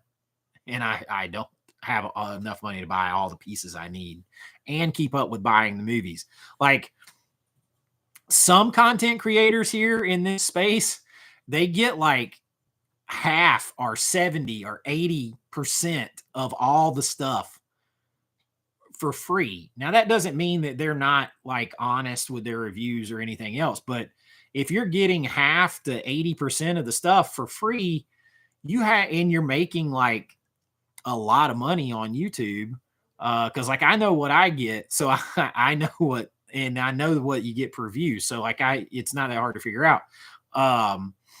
But if you're making a lot of money on YouTube and you're getting 3/4 of everything sent to you from boutiques and stuff like that for review, you don't have that much to buy. So you can invest in other places. But like me, anything you guys see me get, I bought it. Like nobody, when you watch my review of like the substance and everything, I may never get anything for free. Not ever. Now, if you watch the video store, somebody accused me of shilling for them. I'm like, bro, I just blind bought this thing because I'm an 80s nerd. So, but yeah, the way I review stuff so in depth and everything, I may never get anything for free. I have an old Yamaha that was like, it's not old. It's like 5 years old. It was, but it was like $1,300. That's what's in my other room. When people get big time, you stop watching. I am big time, man. Listen, you can come back here if I have 100,000 subscribers and you'll still see me like this. I mean, like most people are like, yeah, right. Rich is over there like, yep. Like I don't change shit for anybody. Like nobody. To my detriment a lot of times. Yeah, sometimes I wish you She's like, yeah, sometimes I wish you would just play the game. And I'd be like, no, I that is a kinship I have with David Lynch that I was talking about today. Like, no, you can fuck right off. I'm not going to do it. Look at Canadian Maker Project. He said he was about to make it rain. He just made it rain again with 5 more subscriptions, memberships. Movie Odyssey got one. That's awesome. Tommy Ricknell, Dakota Mike, Rob Zilla, Brenton Johnston Music. Awesome. He making it rain. Up there, though, he's making it snow. He's making it snow. Hey, we had snow here, a lot of it last Friday, and there's still part of our snowman out front. It survived a whole week.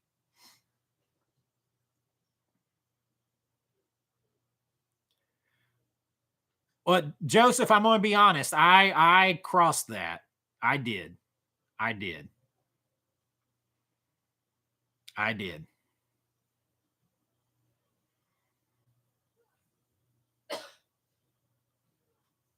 I'm big time now. But brother, it take me making a video every single day. So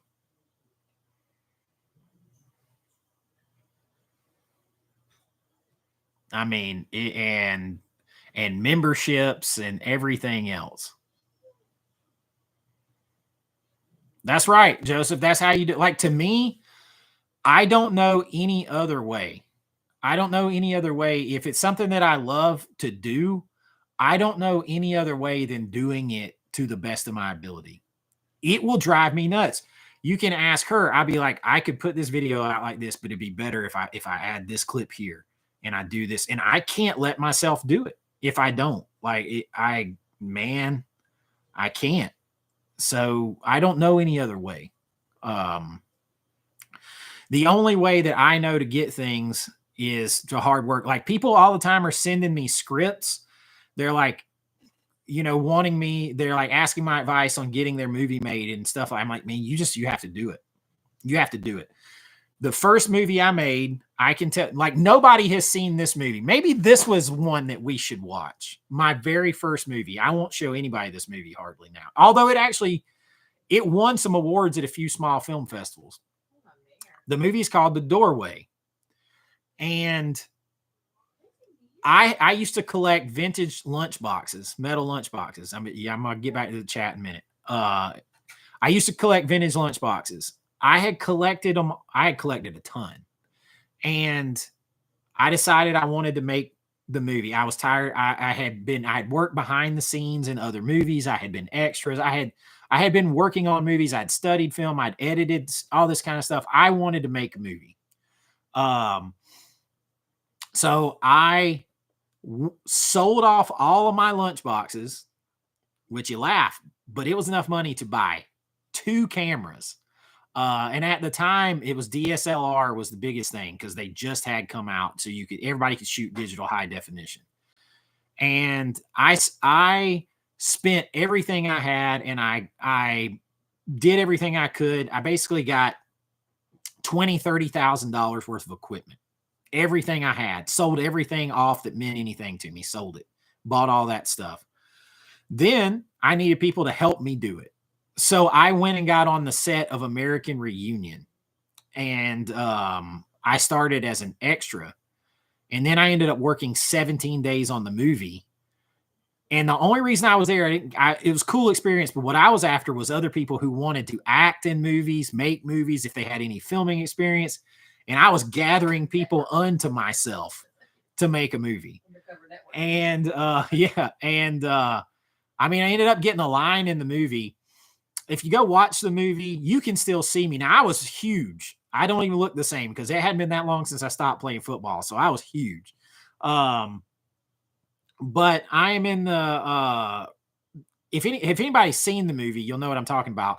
There's a scene where they're in the house party, and they're trying to embarrass Chris Klein's character, and they want to play his dance party thing that he did, and they have a DVD of it. And I like take it from oh god, what's the girl's name? The blonde girl, not the main girl, but she was in American Reunion.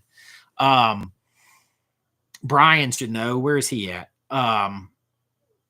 Anyway, I take it from her. She's the one I talk to the least. Like, I take it from her and I yell, yeah, let's play it. No, it's not Sorvino. She's the one who's in it all the time. No, it's not Tara Reid. She's only in this last one. She was only in Reunion. But anyway, but I say, I take it from her and yell, yeah, let's play it. I got $630 something to do that. And it's not even in the movie. But I gathered all these people and some extra cash in my time working on the movie.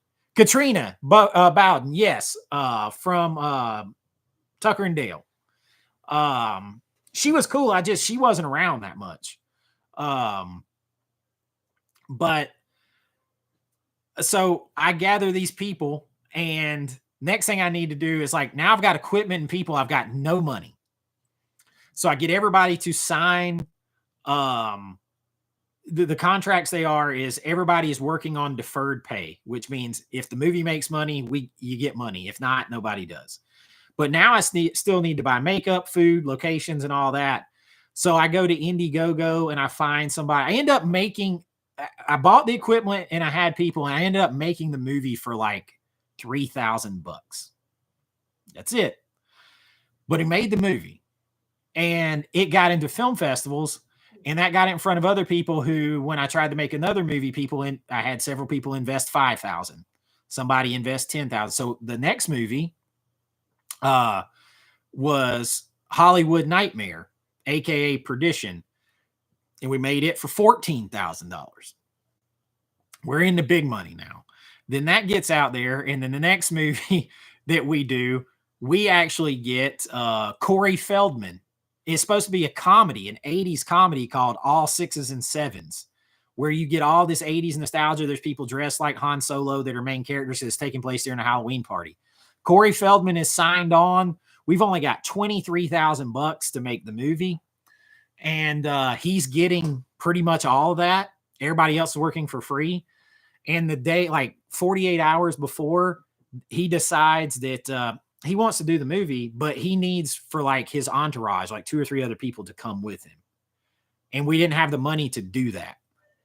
And I had all this money and these locations committed.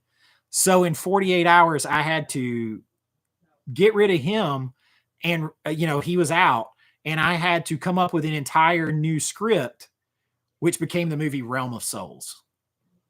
And I had to reuse and reallocate all the actors I had committed already because they were under contract. And I had 2 days to do that script.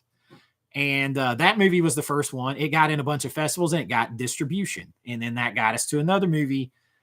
And then that got us to another, and so on like that. And then I started being brought in to these conventions, and that allowed me to get in front of famous actors and get them in my movies. So it's not easy, man. That's why when I talk about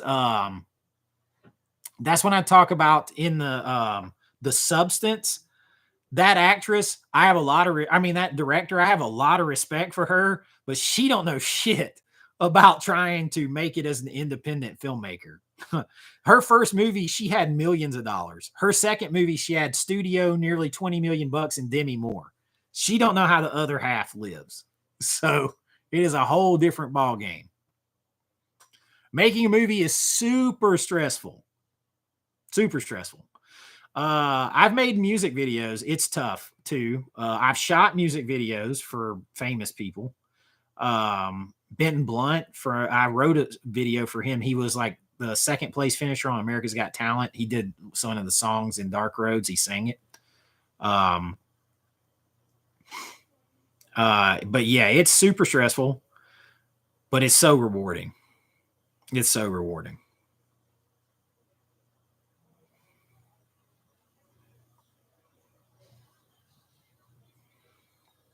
Yeah, Kevin Smith's first movies were done. And I kind of look at that and it's like, he's like, yeah, I made Clerks for $10,000. But when he made Clerks for $10,000, that would have probably been like having 40 or 50 now, which is still not much. But, yeah, that script that he did for Clerks could easily be done for that, especially now. He had to buy film then. So if Clerks was $27,000, and what Clerks was when? What year was Clerks? But yeah, he had to do it on film, so that ate up a lot. That makes the difference. Yeah, 11. The biggest thing I tell people, if you're trying to make a movie, figure out how to do the least amount of locations, the least amount of actors possible. Now, do I follow my own advice? No. Not all the time. I said, hey, I got a little bit more money than I've ever had. I'm going to set a movie in 1979, and I'm going to have a rock band, and they're going to need to perform. And that was Dark Road 79, and that money went fast.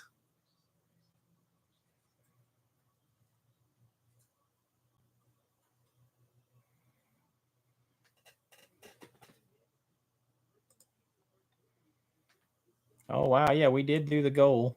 So we're going to, because I got off on a tangent, there's 85 of us in here. People probably got tired of hearing me talk. 58 likes. 58 was my football number, my son's football number. Yeah, 7,000 is more now. Yeah. The next movie that I do is probably going to be set in the 80s. If I do the horror anthology that is somewhat of a spin-off of Creature Feature, it will be set in the 80s. If I do Diner 27, it will probably be set in the 80s as well. Now, Hell Departed, which is the script that's published, that's on Amazon, that won a competition and got published, that one is like a period piece. So that's like set in the 1870s, which is hard. And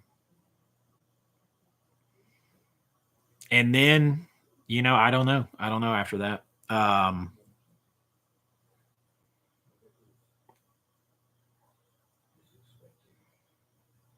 don't come here just to look at you. Need a budget. Yeah, you need the Aquanet. Let's see here.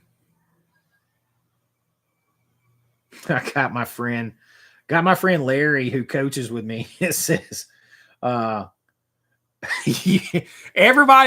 calls me. I get on the live stream and everybody calls. My friend Larry who coaches with me, he's like, you quit Quit dodging me and answer the phone.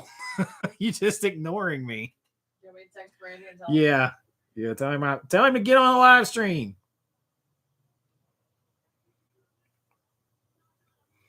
I get on here and everybody calls. Yeah, I reboot Friday the 13th. Sure. They already did that. They called it In a Violent Nature.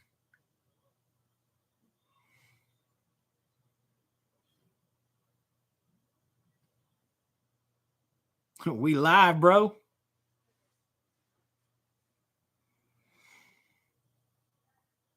Urban Cowboy, but it's a zombie movie. We got to do the first giveaway here, though. Let's see. See everything. What? I don't know.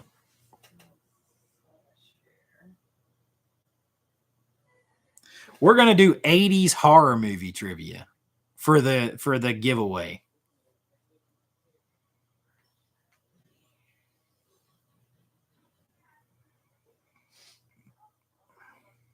I feel like that's appropriate.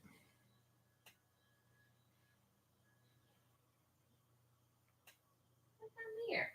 I feel like that's too easy.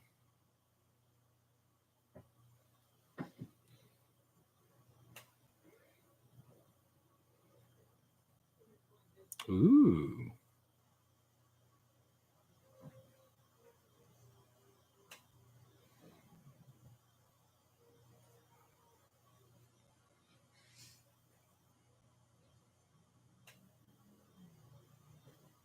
Okay. This one's probably way too easy. It's probably way too easy. But I'm going to give it. I'm going to do this one. Is everybody ready? This is for a 1-year Patreon membership. Now, if you're already a member, you can't win. We got to give somebody else a chance to win so that they can see behind the curtain. The last 4 that I've given away, everybody had an equal chance to win. I got to save one for a new person. Oh. All right, here we go. So it's just, as always, it's just the first person I see with the right answer up here. We just got to try to give some new people a chance to see behind the curtain. I've given the last 2 live streams, I've given away 4 year-long memberships that, what'd he say?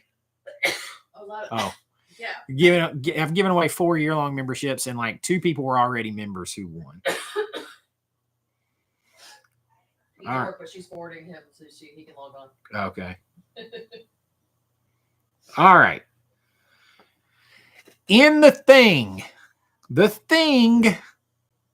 what was Kurt Russell's profession in The Thing?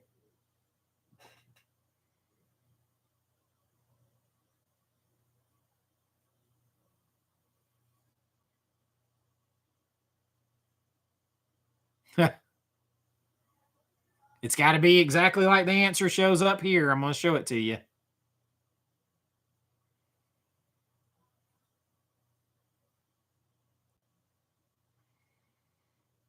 Everybody's going to Google.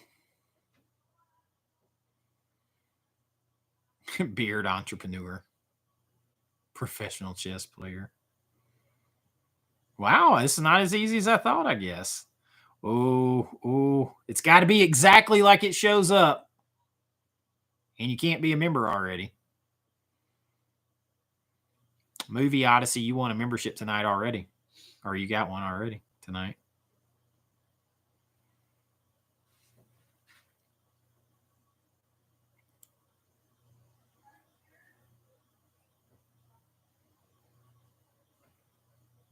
James got it. James has it.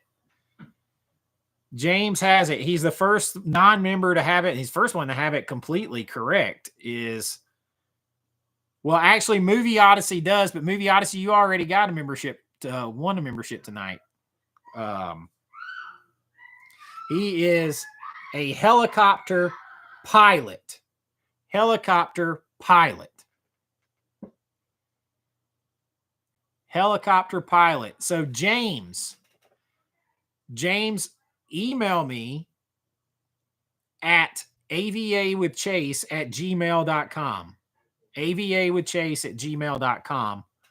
And I'll send you the link and you'll get your free membership.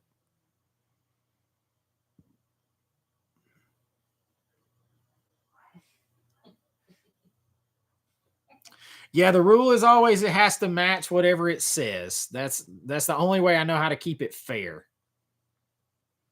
Because otherwise it could leave it open to interpretation for me. James, you email me at avawithchase@gmail.com. Should also be on my home YouTube page. He's going to try to do it through Brandy, so he's trying to log on. Larry.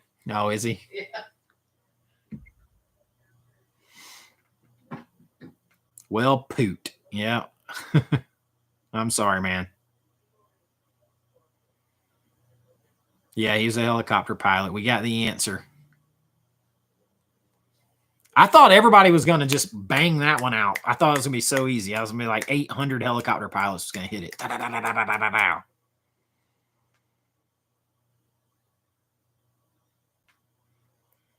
I think he was a military pilot first.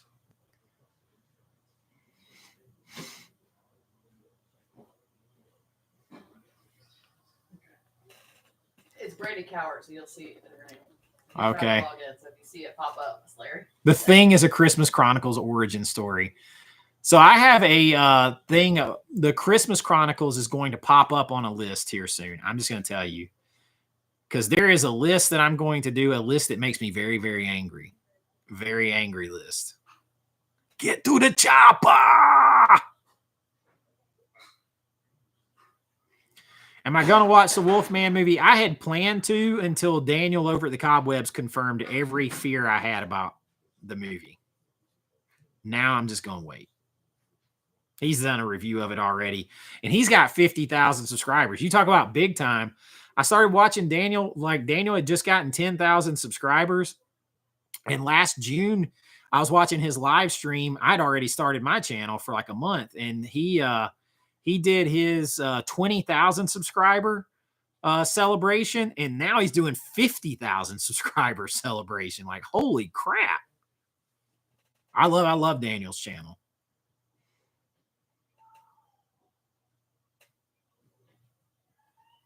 Nothing feels like he's big time in anybody.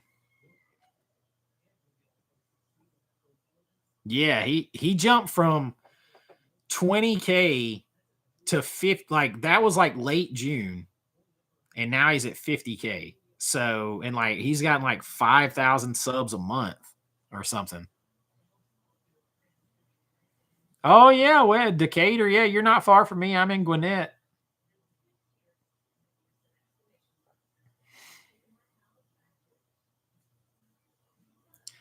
I don't know if I get to 50,000. I do know that the bigger you get, if you put out content enough that's good, the bigger you get a lot of times. Like it's just easier because YouTube will push more of your stuff out there. Even if they claim they don't, they do. Yeah, it's a snowball effect.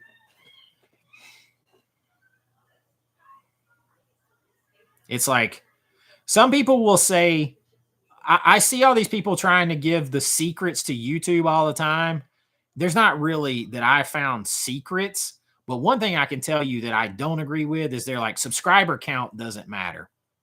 From everything I've seen, it does matter because the more subscribers you get, the more YouTube pushes your stuff out there, the more views you get, the more subscribers you get, and it's a positive feedback loop, a snowball. So those people trying to sell that are full of shit. It does matter. It does. I think so. And it's it does. People seem to like the naughty movie list that I did. The funny thing is it really wasn't naughty. It was just like graphic movies, graphic one way or the other. And then the other one I did was the disturbing movies, which that's a little bit different. Movies that disturb me. It's easy like to say like The Human Centipede or something, but like movies that are actually good that are also somewhat disturbing is different. Now I have one that's coming out that is the hottest horror 10 of the hottest horror movies ever. And that's the one they flagged me on. But Joseph, you'll be interested to know my other videos, I went back and they cleared them. The human cleared them. And before I ever put them out. And except for the one that got like 40,000 views, I just got screwed on that one. But the one that I'm trying to put out now, the original title, I was trying to be safe with the title while they reviewed it because it flagged it for not suitable content, not suitable for all ads. So I tried to be safe with the title, and Watch Mojo had a title like the 10 sexiest horror movies ever made. So I just put that as the title, and they human reviewed it and got back to me today and said that it is still flagged because of the title. Even though somebody else used the same title, a big channel, they said it's flagged because of the just the title, not any of the content, but the title. But here's the kicker. They would not let me change the title and re-review it. I had to re-upload it and go through the whole process again.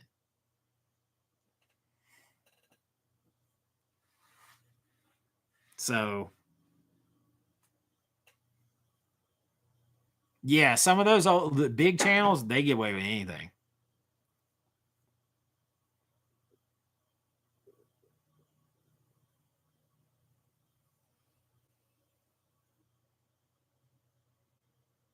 Oh my God, The Big Hit. That the movie with Wahlberg costing that much?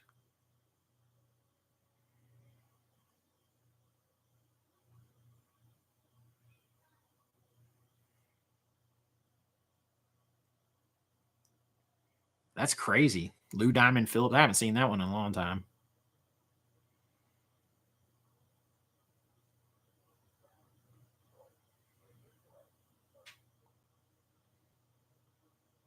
I have not seen A Wounded Fawn.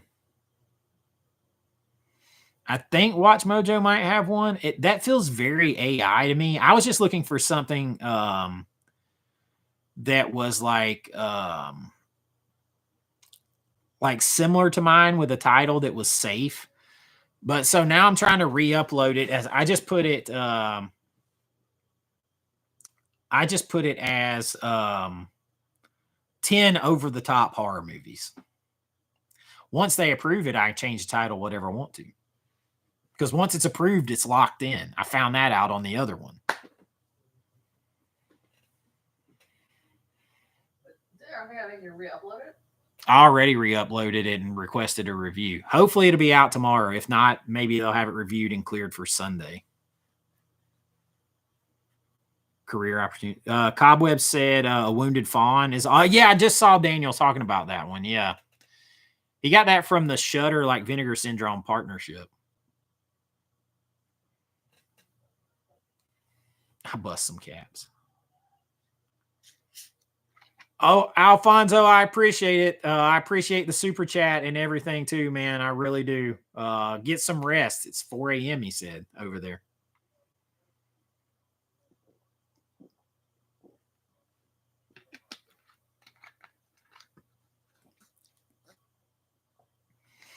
We're doing pretty good in here tonight. We got 10 super chats in here. The thing like starts. Why does it say my targets is 0 out of 10? It start another one out of 10? Does it start over? I'm still trying to figure out all that crap with YouTube. It's funny you mentioned that though, Joseph, because I had just saw a YouTube guy about the 1% that only the top 1% make over $1,000 a month. I just watched a guy who works at YouTube saying that less than 6% of all YouTube channels are monetized. and less than 1% of all channels have 10,000 subscribers or more. So if you get to 10,000 subscribers, you are in rarefied air, apparently. Extremely rarefied air. Oh, man. Seb951, thank you so much. $6.99 super chat. $6.99 Canadian. I wonder why it tells me that. What part of Canada are you in? I appreciate the super chat so much. My friend Tyler Main, who played Michael Myers, who played the Sandman in Bring Me a Dream, he's from Saskatoon. Is that how you say it? Saskatoon? It's funny. I actually have a video on my other channel coming out here soon where we did a full, like, in-depth like guide to the Canadian Pavilion at Epcot. I've never been to Canada, though. An hour east of Toronto. Okay.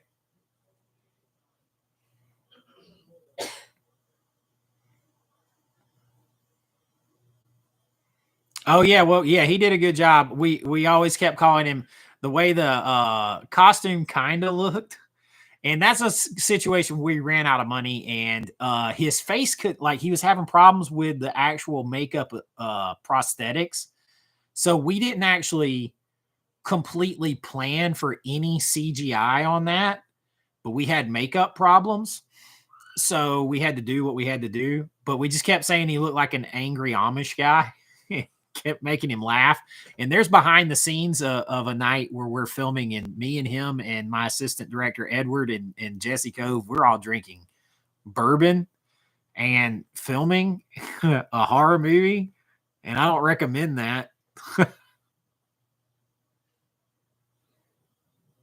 But it was funny. Oh, they did. They filmed it there.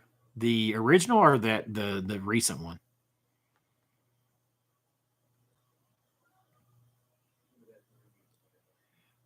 Webb, thank you. First time joining the chat. Look for more often. It's almost time. I hear you. Long ass day. I hear that for sure. Dulce, good night. Thank you so much for your support. Past your bedtime. 9:51. I can't make myself go to bed at night. I get tired, but not sleepy. My brain won't shut off. Oh, the remake? Okay.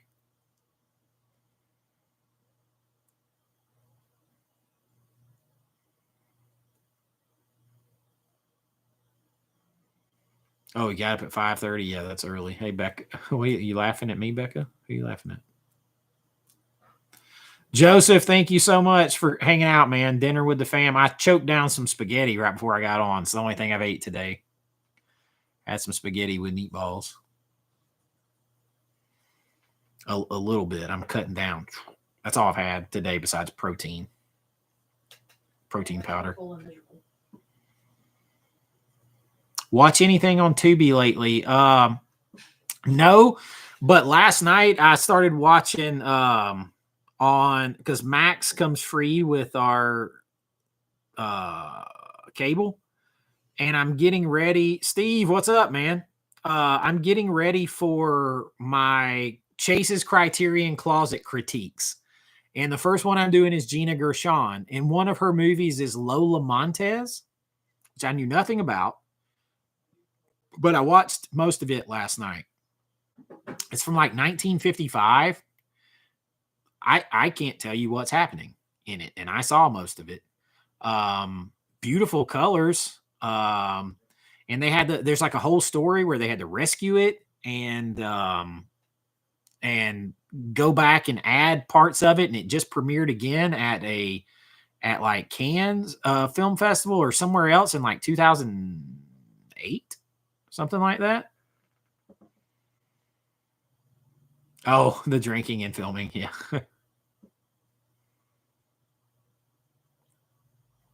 You see the extra features on Bring Me a Dream. We're like, we're pretty. I drink. We drink a lot. Let's just say that.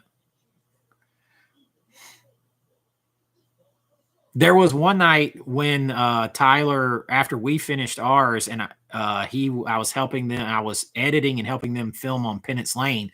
That's with the Terrifier guys, the Fuzz on the Lens guys.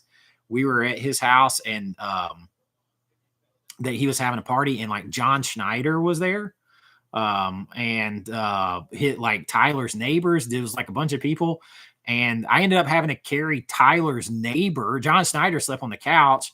I had to carry Tyler's neighbor out of his house for him because he fell in his kitchen. But there was like 4 whole bottles of bourbon when the night started, and there was none left. There was none. Like, none. He came here one time, and we ate Little Caesars and watched movies. We ate Little Caesars pizza and killed 6 bottles of red wine. He's a huge red wine drinker. Killed 6 bottles.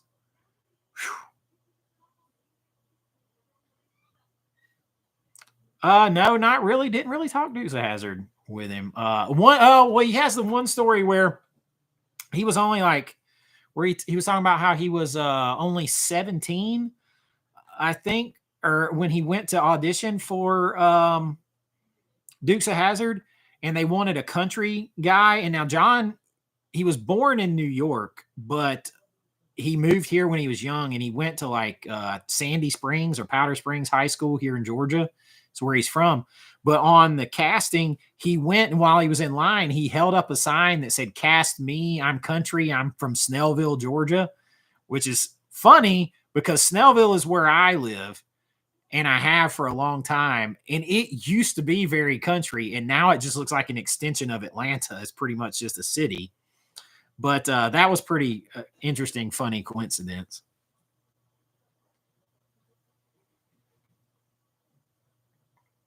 It's the Tyler is I mean, we had fun, man. He doesn't live that far from me. We just, like, at the time when he first moved here, when all that was going on, his wife still lived in LA, and they were living in, like, because she was handling everything out there. And, you know, so he was a guy alone at that time. So he had a lot of hangout time.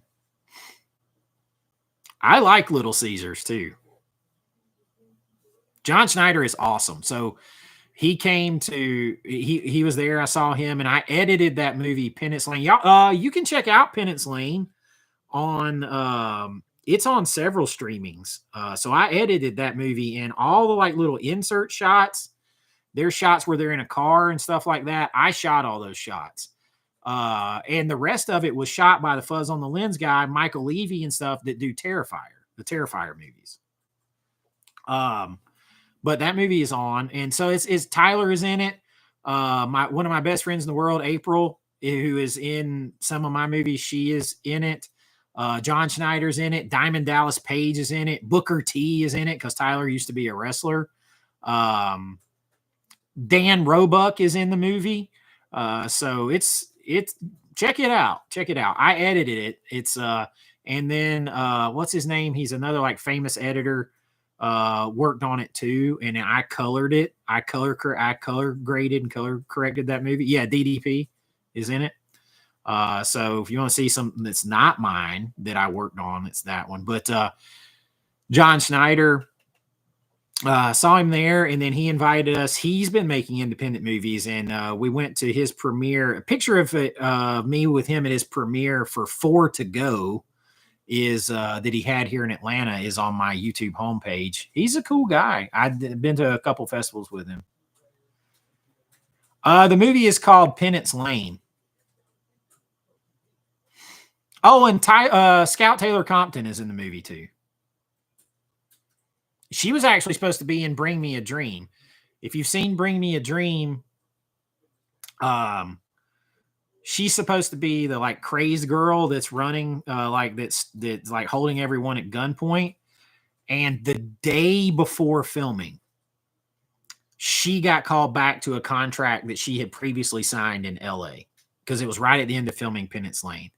So Scout Taylor Compton couldn't do it. But she knew Jacqueline Betham, who was local, And Jacqueline had starred for like 5 years on Tyler Perry's Haves and the Have-Nots, and John Schneider was on that show. So they hooked me up with Jacqueline Betham, and then that's why she's in Bring Me a Dream. Big Sal in the house. I hadn't seen Big Sal in a minute. $5 super chat. Big Sal. I think DDP was, thank you, Big Sal. It was like right when DDP was right before he started doing that. He was a lot bigger still. So it was, let's see, 2016, 2017, right there. I can't remember that exactly.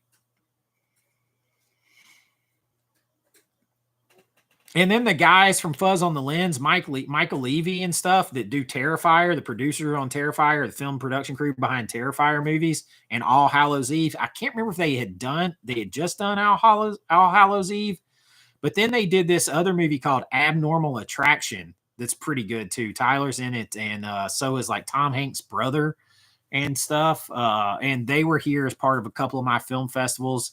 They gave me my backpack that I wear at the movie or at the theme parks all the time, and this big American flag patch. They called me the infidel. Put it on my back. But they're cool guys. Why is it restarting? No, no. Oh, Canadian Maker Project. Okay, thank you. I appreciate you sending me a movie at all, but just let me know. I'll look for it. I mean, Mel has been crazy lately. John Schneider did a movie with Kane Hodder, Bill Moseley, and yeah. What was the name of that one? I am going to try to get Lance on some live stream. I'm going to try to get the guys. I'm going to probably have Chance over here first because he just lives 15 minutes away. And I'm probably going to have him like live in studio with me. Oh, yeah, Smothered. Yeah. Yeah, I was at John's premiere of that here too. He held a premiere of Smothered at the Movie Tavern in in Cobb County. It's like Marietta, which is like a affluent suburb of Atlanta. Hey, Big Sal, you don't have to apologize. You're here, brother. Missed you on the last one, so I'm glad you got here on this one. We hit one goal already, Big Sal. So this is actually the second goal that popped up. So that's awesome. Babysitter Wanted with Bill Moseley. I don't think I've seen that one. I'll tell you what, though. Bill is an awesome guy. He is fun. He's quirky. He's fun. But he'll just sit and talk with you. Like, he filmed with us for like the 2 or 3 days, but he hung out on set because we stayed on location to film Dark Roads. And he hung out with us for like another 3 days. Just hanging out, checking out the scenery, eating. He's got a sweet tooth. But yeah, he's super cool. I love Bill. Every time I see Bill, he's like Marty. I mean, I've talked with Marty. I'm close, with Marty, but closer with him and Jesse and stuff. But every time I see Bill, Bill gives me stuff. Did you guys know that Bill has a record, like an album that he did with like the guy from like Pantera, I think. And he gave it to me and signed it and everything else at one of the Days of the Dead we were both at. I got to eat, me and Chance did too, I think. But I think Chance did with Tony Todd, but I got to hang out with Bill and Sid Haig. And that was super cool. And Sid gave me something too. So, and then we lost Sid not that long after that. We are going to, not tonight, no movie tonight, but we're going to plan a movie. I don't know if we'll start with one of mine because I got to figure out how to do that. But otherwise, what we'll do is we'll pick a movie and we'll get on here and we'll shoot the shit and talk for 20, 30 minutes. And then we'll all sync up when we're going to start the same movie and watch it together. Jeff, I did sell the copy of Beastmaster that I had.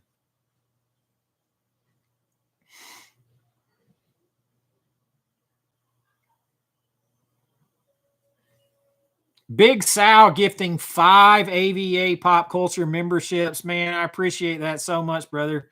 Ben got one. Awesome, Ben. Ben got one. Gert Bearded Hobo got one. M-Dub got one. The Blue Corner got one. Heavy Metal Crone got one. Appreciate that, man, so much. I appreciate that. Yeah, the memberships dipped down all of a sudden. We were like at 118 memberships. Now, a lot of those were gifted 1 month memberships, but then it dunked down to like only 58, like all of a sudden. I was like, whoa, man, everybody left. But a lot of those were gifted memberships and people decided not to re-up them or didn't know they re-up them or whatever. Yeah, that's 15 new members tonight only. 15 in one sitting.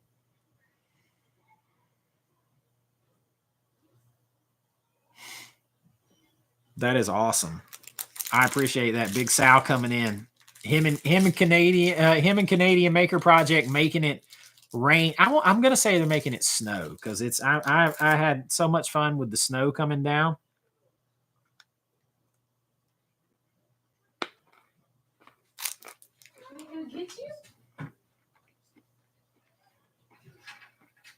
Michael, you had your other one had one. You think we can get one more?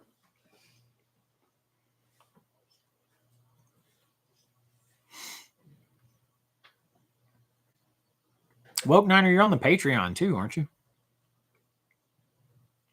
Are you beating at me? Man, you've done plenty, Canadian Maker. You've done plenty. You've done super chats. You done made it rain twice.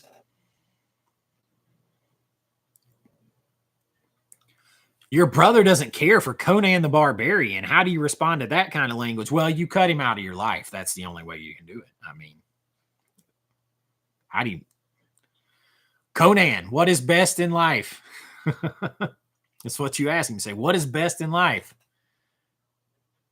To crush your enemies, see them driven before you, hear the lamentation of the women. That is what is best in life. John Doe Juggalo back in the house. How could someone not love Conan? That just goes through my head. To crush your enemies, see them driven before you, hear the lamentation of the women. I can't do it, Arnold.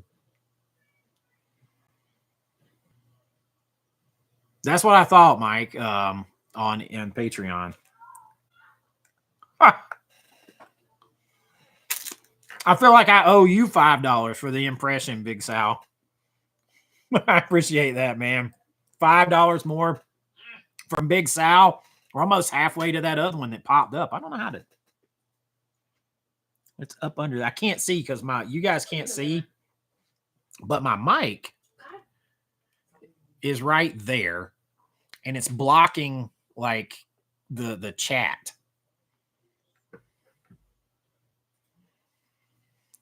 That is I don't know if Steve is in here, but that is an awesome thing that he sent me for Christmas. I don't know if he's still in here. That limited edition Robin Hood is insane. That's one of the things Marty gave me right there too.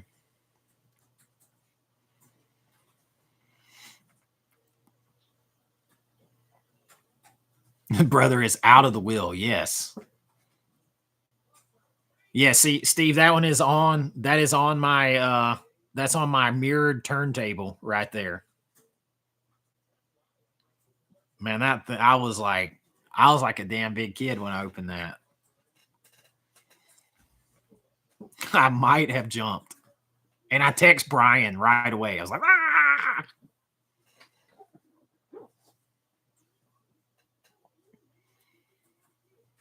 OBS, people keep like, I don't like, I'm gonna have to look into that because I really don't know what it is. The only thing I heard about it is there's like a steep learning curve on it. I love peppermint.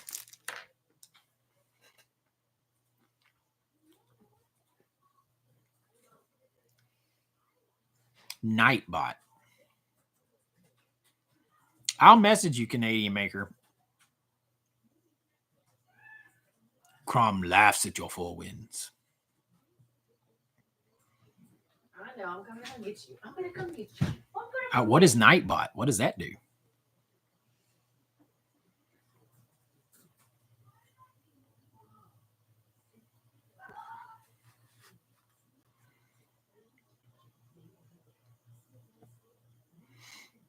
A Beastmaster. Beastmaster Conan buddy. Like, oh, it's like an auto mod. Okay. I mean, I really don't have a lot of people ever causing trouble. There's somebody gets in here sometimes and is like inappropriate, but there's really nobody that causes trouble in my chats.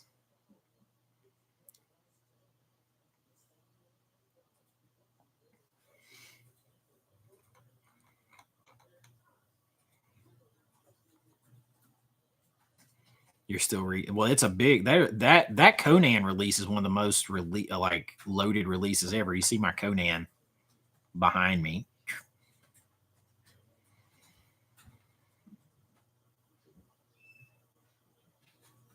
Oh yeah, Ben. She was funny. That's not the first time I'm assuming it's a she. You can't ever be too sure. But since the name is Sasha Bay, I'm guessing it's a girl, a woman, female.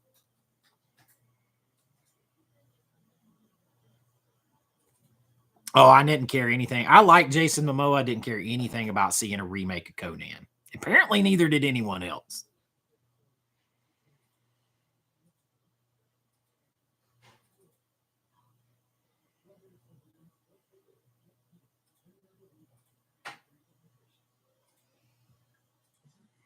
Oh, Big Sal dropping another super chat. Now we're like halfway to that second one that popped up. Big Sal says $5 super chat. He says, saw your substance review. Couldn't agree more on the plot hole. They're clearly two different people.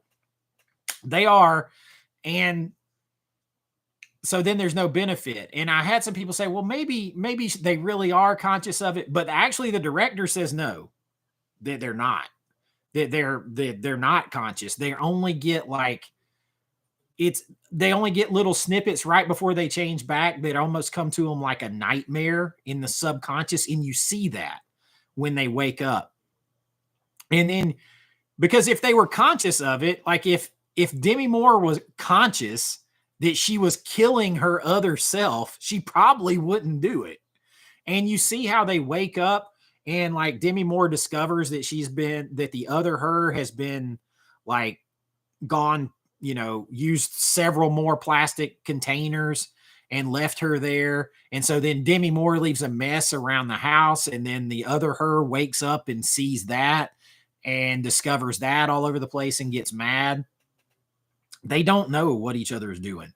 And if you don't know and you're not experiencing all those things, the juice was not worth the squeeze on that. What did you take all the risk for the substance for if you're not experiencing it in some other you that is you on a molecular level, but not a conscious level, is experiencing it? I think it would have made more sense to go a Jekyll Hyde situation where she still remembered, right? Like this is what I would have done. Just give me like 2 seconds and I'll jump back in. So I would have done it where she takes the stuff and she turns into a younger version of herself. And she's loving it so much. She's addicted to it so much that she tries to keep stretching it, like, and staying younger instead of having to switch back to her other self to recharge. Like she has to recharge every 7 days as her other self. And she keeps trying to steal time off of it. And that's what causes the problems. But it's all one person doing it, not two separate thought processes doing it. It's much more interesting if it's the one person in their right mind fighting with themselves and the addiction of being young and beautiful versus going back to what you are now. That's way more interesting to me. And every time she does it, you can still have her turning more into a monster because she's having to, you know, she has to pay a price every time she does it. There's a price. And that's how I would have done it. That's how I'd have done it. But, you know, nobody gave me $18 million to do it, so I don't guess it matters. Big Sal, again, brother, $5 more. He says that would have been great. I appreciate that so much. Yeah, if it's one conscious, there's high stakes and high reward. That's right. And it really plays on an addiction thing at that point, too. You're addicted to the drug of being young and beautiful, and that seduction of that versus who you have become. And you're fighting with who you are and who you used to be and who you could be again versus who you are now. And if you're conscious of both of those things and you're paying the price to try to be the thing that you're not, man, there's so much more to do with that. It's so deeper. It's so much deeper. Everything has a price. That's right. Everything has a price. 3 minutes left on the goals. What are we? How many are we away? I don't know how many. We're like 2 or 3 away. We've done pretty good, though, tonight. We've done pretty good. I appreciate everybody's support. Some of you guys are going above and beyond. I think we need 2 or 3 more. But everything has a price. I have that in the movie Dark Roads because I believe that. I feel like that's how I would have done it. I feel like you would have got a deeper movie. And could you imagine the acting Demi Moore could have also done with that? Like, and it would have also gave the younger counterpart something to do, more to do. But 4 away, that's not good.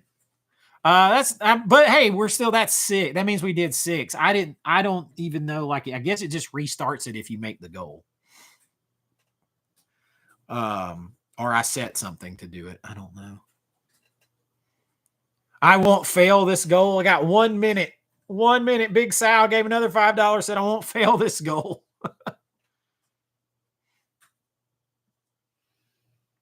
I agree. I feel like there was a lot of, Shining in there. I felt like she was trying to be Cronenberg. I felt like she was trying to be David Lynch, all that kind of stuff in there, which is fine to have them influence you, but like be you too. Ben with $5 super chat. We're so close. We got 30 seconds left. I don't know how many more that is. 2 to go, Canadian Maker Pro. I don't know why it doesn't tell me how many there is to go. But thank you guys so much. So much. You have really like blown this out here tonight. Who knows? I might be able to buy Scream Factory stuff here soon. Big Sal, 2 more to go. He says $5 more. Dun, dun, dun, dun. 4, 3, 2, 1. We got real close. We were 1 away. Oh, I have to click into it to see. That's all right. We got to 9 out of 10. 9 out of 10. That is still awesome, guys. 9 out of 10. Oh, Ben comes in there right at the end with another. I'm going to count that as 10 out of 10. I don't care if they count it or not. We did it. 10 out of 10. 10 out of 10. Thank you, Ben. You guys are awesome. Do they ding me if I drink while on cam? I don't think so. Brock McCracken comes in with $10 super chat and says money. money, money, money. Make it rain. Make it rain. You guys always like make me like get so humbled. That's all right. We're right there, man. We're right there. I don't care what it says. We hit the goal. Zach says, Chase, I loved your David Lynch tribute video. Have you had a chance to watch Lost Highway? Curious your thoughts. I have not watched Lost Highway yet. Movie Palace of Blood. I'm going to go with Rish's team. I'm going to go with the Eagles. I'm just going to pull for the Eagles because she's a massive Eagles fan. Words.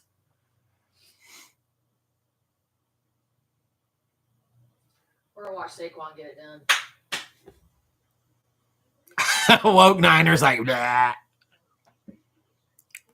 Was he a Cowboys fan? I'm guessing he's a Niners fan. Oh, woke Niner. That makes sense.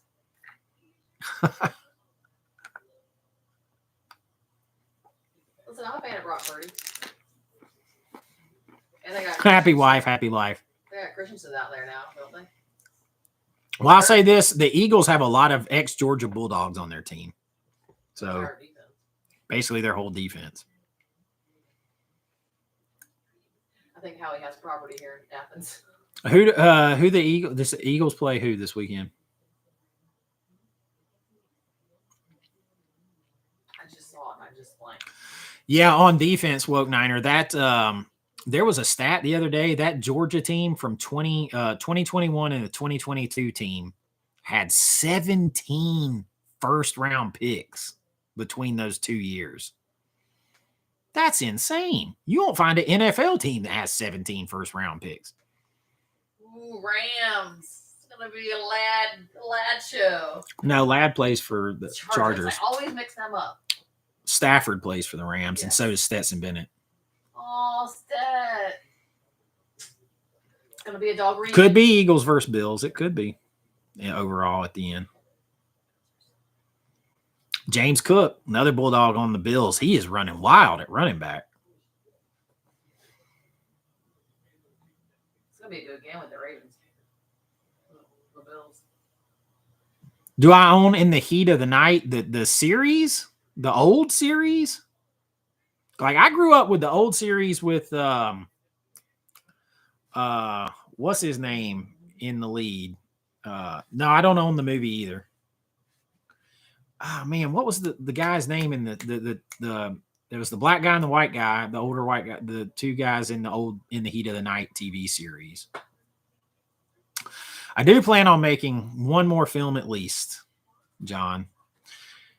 Archie Bunker actor, yeah, I just can't blank. I'm just blanking on his name. Carol O'Connor. Thank you. Down here in Georgia, like on my great-grandparents' farm in the 80s when I was growing up, we had the TV with the antenna, and like TBS and like maybe one or two other channels was all you could get fuzzy. So we watched them in the heat of the night. I'm going to tell you that right now. Oh, Robert Beals, defensive end, outside linebacker at Georgia. They play a 3-4, so it depends on what you are.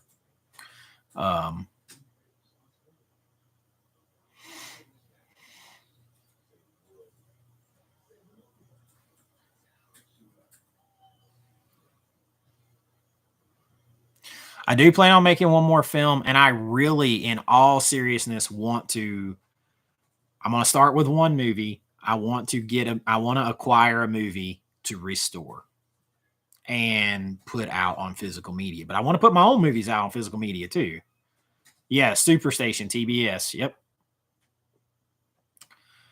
And some of those movies I was talking about on VHS, they're definitely movies I would target to do that for sure. The first one is Grim Prairie Tales. That's the one I'd go after. I feel like you could sell that thing all day. And I like horror anthologies, but with James Earl Jones and Brad Dourif and William Atherton in that movie, you'd sell the hell out of that thing. Matlock, Murder, She Wrote. We watched all that. Gilligan's Island, Sanford and Son, Andy Griffith, Alice, What's Happening, like all those shows. Growing up watching them, Benson, all that stuff. If you can find the Grim Prairie Tales, it's good. I mean, it's not a bunch of blood and jump scares. It's more eerie and atmospheric. People love the way Westerns look, and they're like out on like a Western prairie at night to start with, and then it's daytime later by a fire telling ghost stories. You have Brad Dourif and you have James Earl Jones, and you have James Earl Jones narrating and telling ghost stories. Who the hell doesn't want to watch that? Like, that'd be great in 4K. The A-Team, Airwolf. Yep. I have not seen Banshee of Inisherin. I can't say that. WCW and the Atlanta Braves. Like, I go back to even before WCW when it was Georgia Championship Wrestling. I actually went to the Omni in Atlanta for my 4th birthday that I barely remember, I was taken to the Omni in Atlanta by my mom and dad to see Georgia Championship Wrestling, to see Ric Flair, who later I met and got to know, Ric Flair fight Tommy Wildfire Rich in the main event. Insane.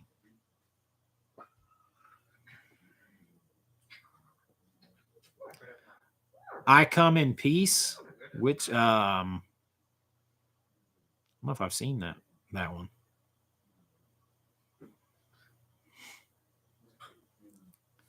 About the sale has a problem, but no recall. I heard about the problem with the sale, but not that I didn't know if they had done a recall yet or not. I was just going to wait and let them sort it out before I thought about buying it. Cause like I told you guys, I got like $245 or $265 of movies in my cart from Screen Factory. I got to buy, and another $140 for those Lionsgates before they sell out. So that's a lot. Woo! Yeah, Ric Flair came to 2 of my movie premieres and hung out with him at Days of the Dead. But his stepson that was in my movie Buried Kane, he actually just passed away a couple of months ago before Christmas. You know, he passed there. I'm just saying, I can't YouTube. He passed away of his own volition, and that's super sad. But he's in my movie Buried Kane when he's like 14, 13.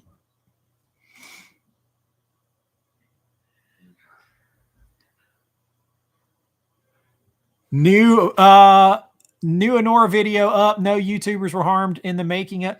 Did you cut out the joke? Did you cut out the joke, Brian? I saw the only thing I saw of True Detective is Alexandra Daddario stuff. I've probably seen that a couple times. I always quote Ric Flair whenever I'm at Disney World and I'm going to go on Space Mountain. It's like, Space Mountain might be the oldest ride in the park, but woo, it's still got the longest line. Oh yeah, I got hundreds. I bought them to do like tear out the old ones, and I do paintings on them on pages and advertisements. So I bought probably like 300 from vintage Playboys from a guy locally for like $50, $20. It was nothing. Limousine riding, freestyling. Woo! Rick is a mess too, man. Like, and I couldn't believe how little. I mean, I'm not a small guy, but like, there's a picture of me and Ric Flair over there. I'm like this tall, much taller, and this wide, much wider than Ric Flair.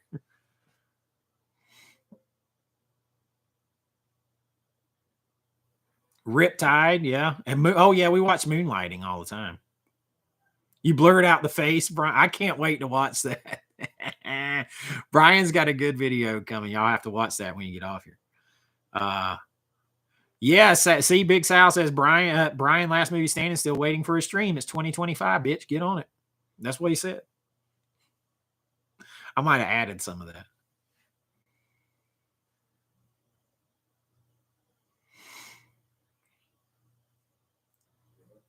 You get no respect, Ben. I get no respect. Caddyshack is coming to 4K this year, supposedly. Man, I'm like, whenever that comes out, that and like Lethal Weapon and Boogie Nights and stuff, there will be smoke coming off the credit card. Woo! 8K, Big Sal with an $8 super chat. Thank you, brother. 8K. That's right. I hit 8K. I was like close to like 8,030 or something when I came on here, I think. I still like the old detective shows. Joseph Vincent back in, went to dinner, came back. We're still here. He's like, what the hell are y'all doing? Risha says, what'd you have for dinner? You're already back. Yeah, like for that leak on Warner Brothers, besides the other Nightmare on Elm Street movies, Caddyshack, Lethal Weapon, Those are huge for me. Huge. I love Lethal Weapon.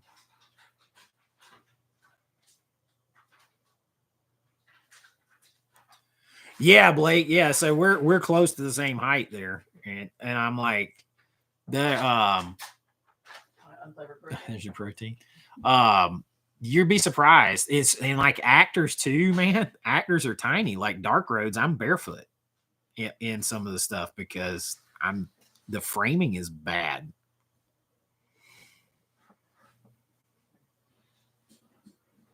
Mush Mush on Netflix. Yeah, Caddyshack. I can't remember the whole leaks, but it's the Boogie Nights too. But I love Boogie Nights, and not just because of it's sexy, but that's a good movie. That is a good movie. Yeah, Sasquatch. Yeah, that's and that line in there, man. He throws that line in there, and when you watch the special features, I about lose my shit the first time he says that. This whore and her Sasquatch here. Bill Moseley. I about died, man. Oh, I love Stranger Things. Stranger Things is my type of stuff, man. The special features, we have to keep doing that scene so many times. And I go from like laughing to try to get myself straight again because I never know when he's going to start back up. And it's hard to direct the scene you're in like that. Like I was trying to do that and trying to keep a straight face. Oh, yeah, the Stranger Things music is good. Stephen King should do coke again. He hasn't been good. That's true. He hates the movie Maximum Overdrive because he's like, it's just a coked up whatever. But I'm like, I like that movie.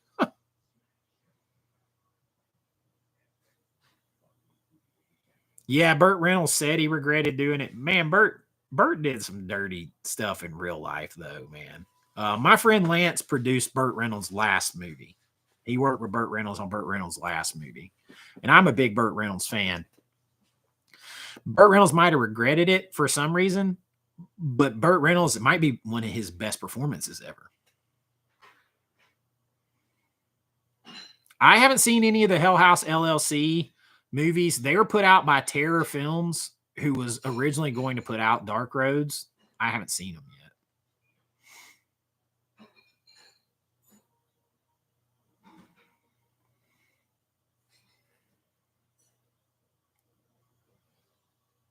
I haven't seen all the Cobra Kai yet, so don't tell me. Don't tell me.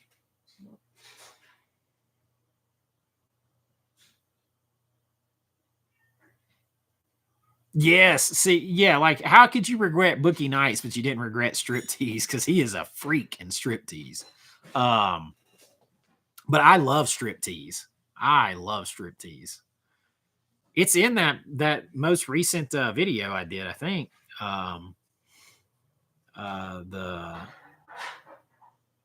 Is it?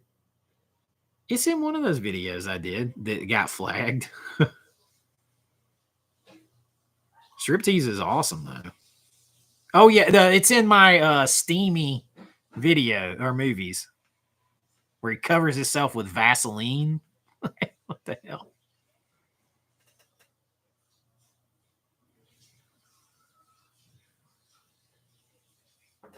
We have done so good tonight in here, man. Well, YouTube takes half of it. So I was about to say I could maybe get the Lionsgate stuff or close to it, but not when YouTube gets their cut.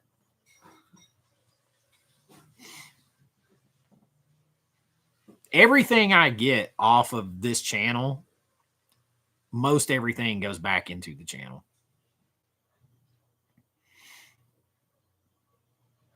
Although here late, like the past few months, anything I've got, some of it's went back to the channel and some of it's been going to pay off where I had to do the house repairs. That's boring, but you know, you can't have rain coming in your house.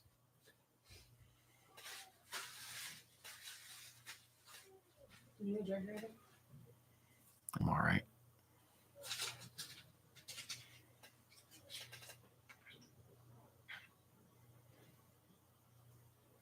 Not sure if wanting the steel book for disc 2 is awesome.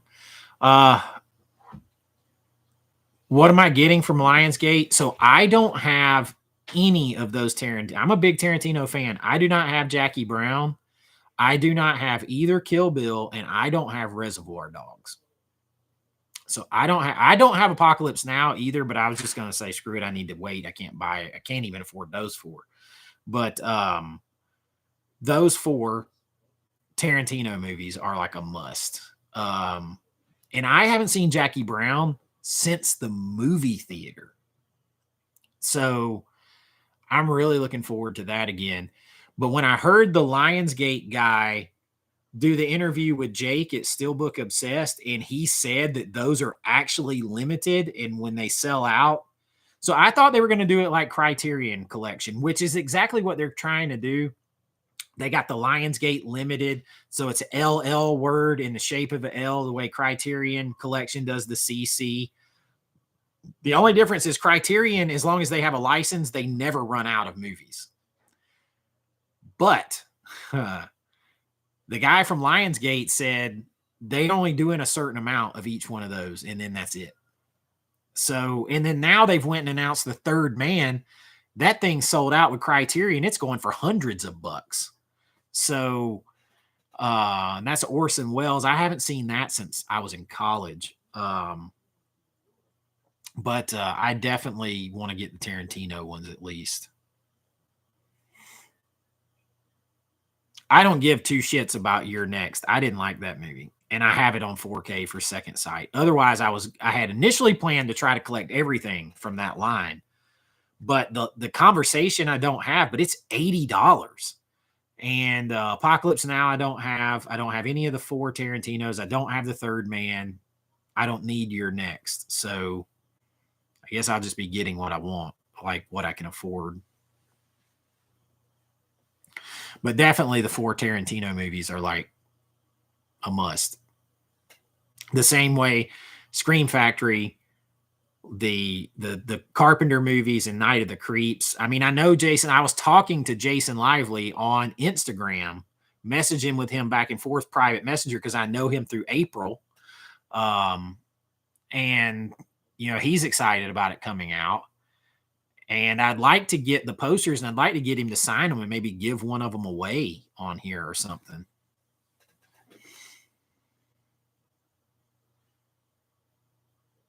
You bought Blake's Giant Species. You bought all those from Lionsgate. Still waiting on them. Steelbooks look cool to me. Reservoir Dogs looks awesome. Yeah, the Mr. Pink edition. Yeah. Yeah, I got to get those. I mean, I'm a massive Tarantino fan. Like, he inspired me a lot with dialogue. And even my professor, anybody that's seen Dark Roads, the guy in there who plays Miles, the older guy, he was one of my, he was a professor, visiting professor at the University of Georgia from USC Film School. His name's Richard Krevlin. And he made most of his career as a Hollywood script doctor, like altering finished scripts, polishing them. But he also taught at USC Film School. One of his biggest students that he taught for years is Eric Kripke, who created Supernatural and The Boys. So, but he plays in Dark Roads with me. And so that's super cool.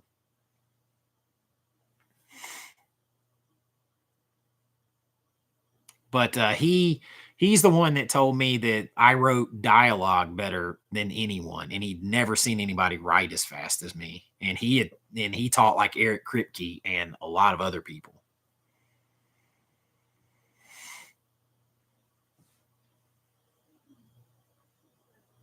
You pre-ordered Night of the Creeps. I got to get that.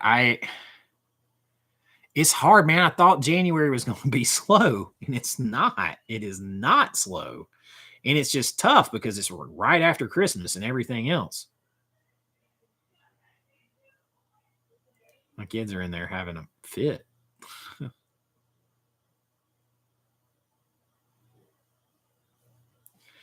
Am I wearing you guys out? I guess I'll get off here. Oh, there's still 77 of us in here, though.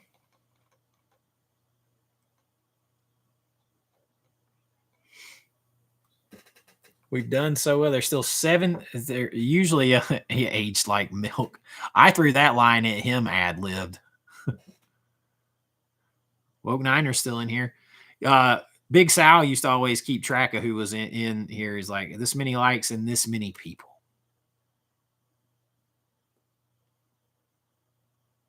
Yeah, I like. Some people don't like that alternative art for Night of the I love the original art with Jason Lively and them on the front. Man, I love it. But that other art, it gives me those old 50s like sci-fi B movie vibes. Thrill me. It gives me those vibes. I love that.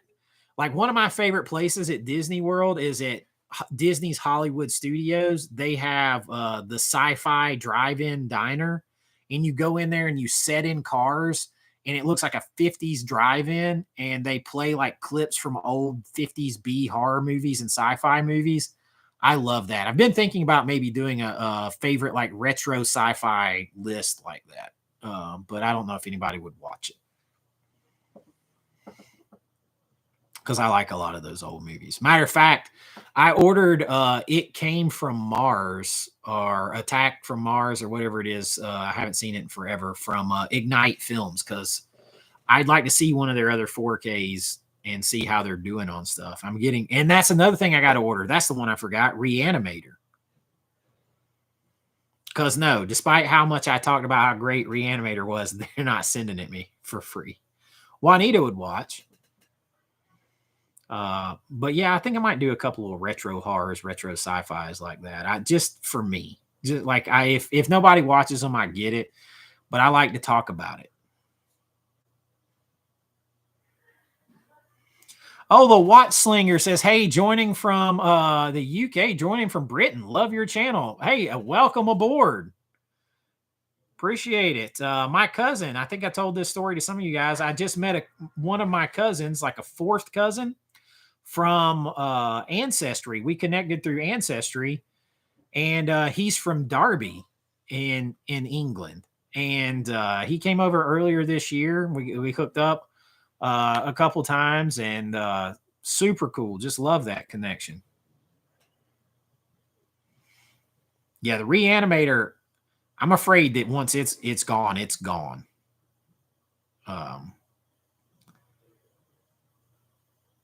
Zora Stardust, say Arkansas.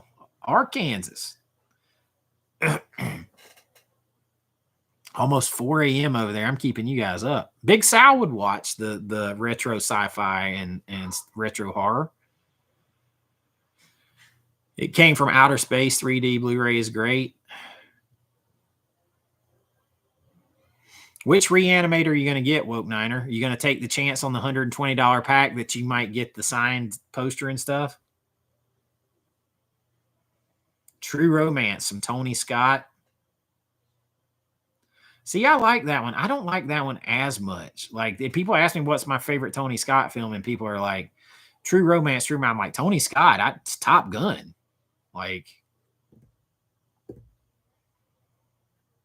yeah, that's the one I want. I'd like the $120 one, the big one too. I'd like to take that gamble, but man, that $50 difference would buy another movie. So when you're already budgeting, it's tough. Maverick's good. It is literally the plot of Star Wars in a lot of ways, especially the ending is Star Wars. But I like Maverick a lot. I loved seeing that the movie. Yes, Practical Jets. Yeah, man, seeing that at the movie theater was just friggin' love it.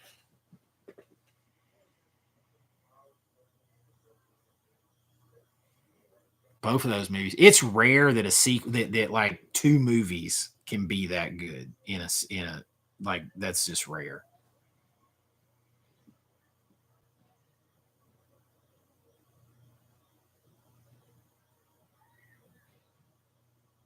I love Tarantino's dialogue too. The only thing I think sometimes he goes too far off tangent with it because he knows it's so good.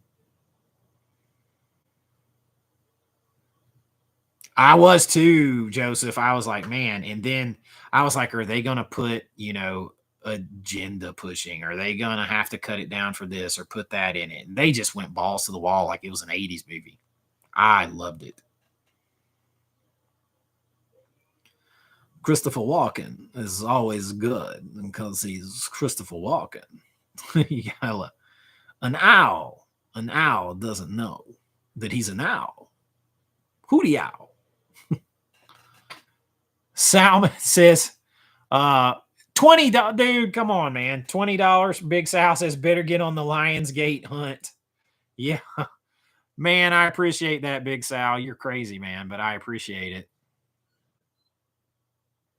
I appreciate that, man. We need more cowbell. We need more cowbell.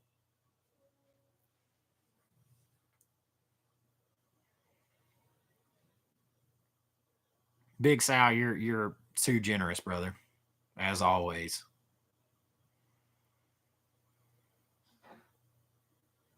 I love Joe Bob and Darcy. I love Joe Bob Briggs.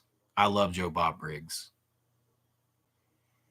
I was sad that I didn't move fast enough to get that Street Trash VHS of their show, because the problem with Joe Bob Briggs stuff is it goes away because they lose the right to have the movie in it, and then you just have his clips talking about it. I want like all of his shows that I can get like recorded. Now, thank y'all. Now, like now I have every time, and then I get Christopher Walken's name in my head. You know, his voice. I like the I actually edited one of my son's football highlight videos to Christopher Walken's speech about the lion. And I'm trying to remember what movie that's from, where he's like, the lion, he just lays there. He's so big, so hot. These other lions, they come up and they start messing with him. They take the food that's in his domain. Till one day, that lion gets up, tears the shit out of him. You know, I can't remember what movie that's from, but I edited one of his football highlight videos to that with some music, and people were like going nuts over it because like they were like taking shots at him, my son doing like cheap shots, and then he just starts pancake blocking everybody as Christopher Walken's voice goes in. Pool Hall Junkies, thank you. I couldn't think of it. So one day, the lion gets up, tears the shit out of him. What are movies that represent Southerners accurately? The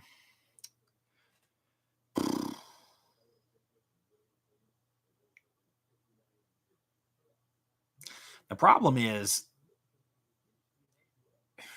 it depends on where you're standing in the South. Some things do for certain areas.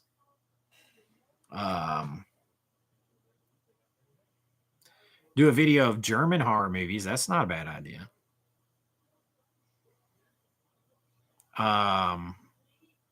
That is the best speech. Till one day.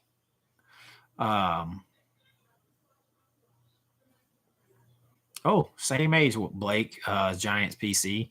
Well, actually, I'd be 45 in 9 days.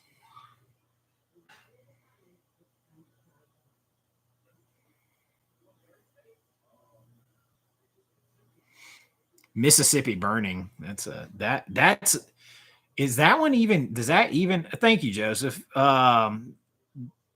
There's a lot of birthdays around here in January. Like Rish's birthday was January 14th. One of my best friends in the world's birthday is today. My birthday is the 26th. My mom's is the 29th. So there's a lot of January birthdays around these places. Buried Cane represents, that is one of the most accurate ones you're ever going to get. But most people haven't seen that because it's my independent movie. Although I think it's on Tubi.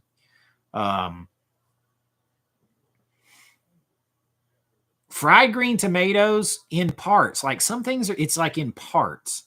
And it depends where you are. And they never get the accent right because like even in Georgia, right, you're going to get multiple different accents depending on where you are.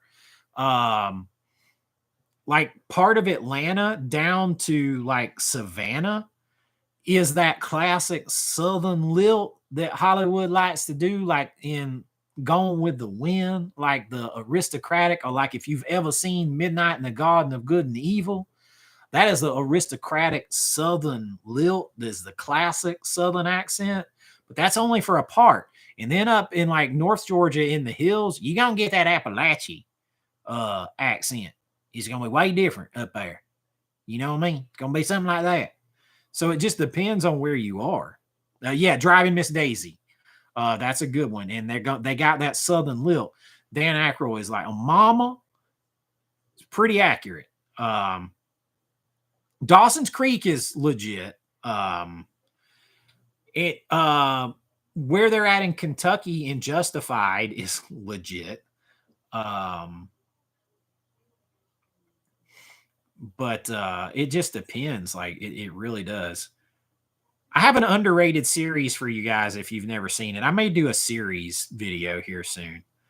But if you've never seen the series, if you know Anthony Starr who plays Homelander in The Boys, a better series that he did is a series called Banshee. If you've never seen Banshee, Banshee, outstanding. Outstanding. I got Shallow Grave and I haven't watched it yet.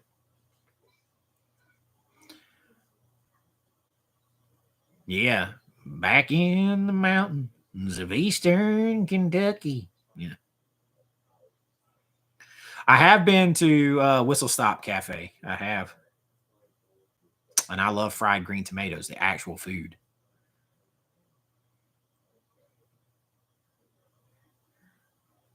I haven't heard of The Surgeon. Dolly Parton movies. I'm trying to think of like Driving Miss Daisy is pretty good, but again, that's like 50s South, and they did still have that aristocratic Southern lilt. A lot of that is gone. Well, my mama has it. My mama has it. We weren't aristocratic, but she got it.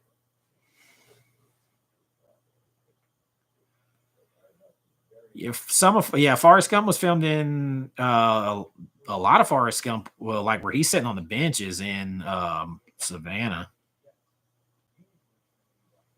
Sweet Home Alabama, like they overdo some accents and some stuff in there, like the baby in a bar. But Reese Witherspoon is like from Tennessee, so she hides her Southern accent. Best Little Whorehouse in Texas, they're actually just only doing a Blu-ray of that. And that's what a lot of people are fussing about because they have a 4K scan. I have a problem with that too. They have a 4K scan of Best Little Whorehouse in Texas. And they have a 4K scan, brand new 4K restorations that they did for Best Whorehouse and Little Whorehouse in Texas, and for the John Candy movie, my favorite, Summer Rental. I blanked out on it. Those have brand new 4K restorations and scans, and then they put them on a Blu-ray. To me, the only if the 4K scan was good enough that that's what you're using on the Blu-ray, then you don't have to worry about blow-up quality. So the thing I normally warn about isn't there. That just leads me to think Kino is just trying to get you to double dip eventually. I don't like that. They do as a Southern accent location as a gimmick, and it's over the top. Yeah, exactly. Still Magnolias, yeah. Shirley MacLaine. Louisa. Her and Olympia Dukakis. Yeah, Summer Rental killed me on Blu-ray only. And then if you go read it, it is a brand new 4K restoration and a 4K and then they take that 4K restoration and do a 4K scan that they put onto the Blu-ray. That ticks me off.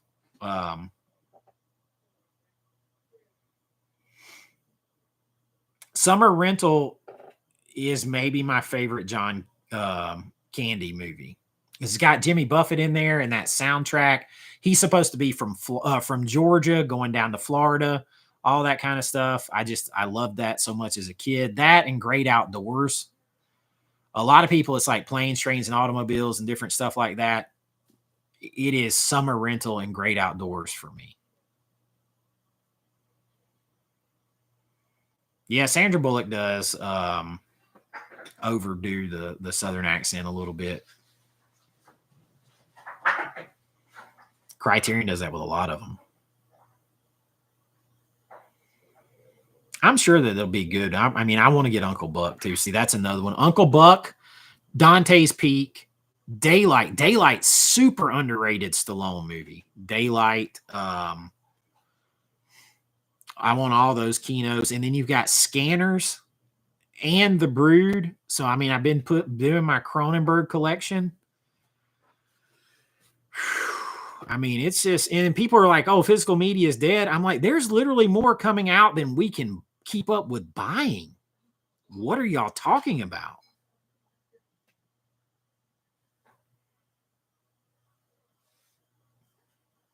What are y'all talking about?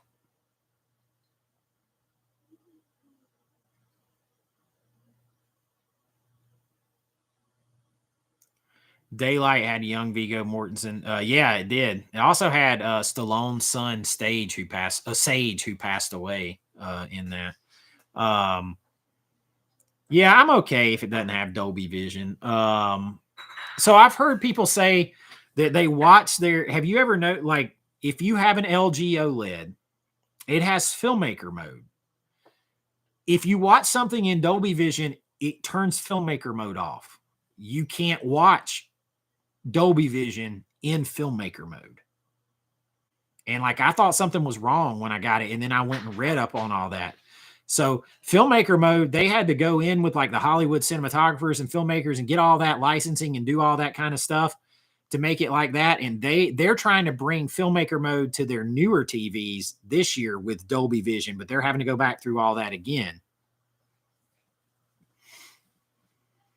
Yeah, filmmaker mode. Well, everything tends to lean warmer generally with film. So that's what they want. But I mean, I put it on filmmaker mode, but then I adjust it.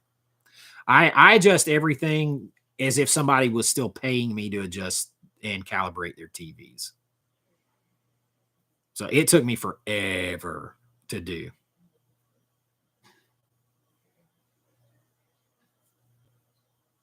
Because I have different adjustments for filmmaker mode, for cinema home mode, for both my Panasonic player, for whether it's 4K or a Blu-ray or Dolby Vision. And then I have adjustments for if I'm watching 4K cable TV. And then I have different adjustments if I'm watching streaming.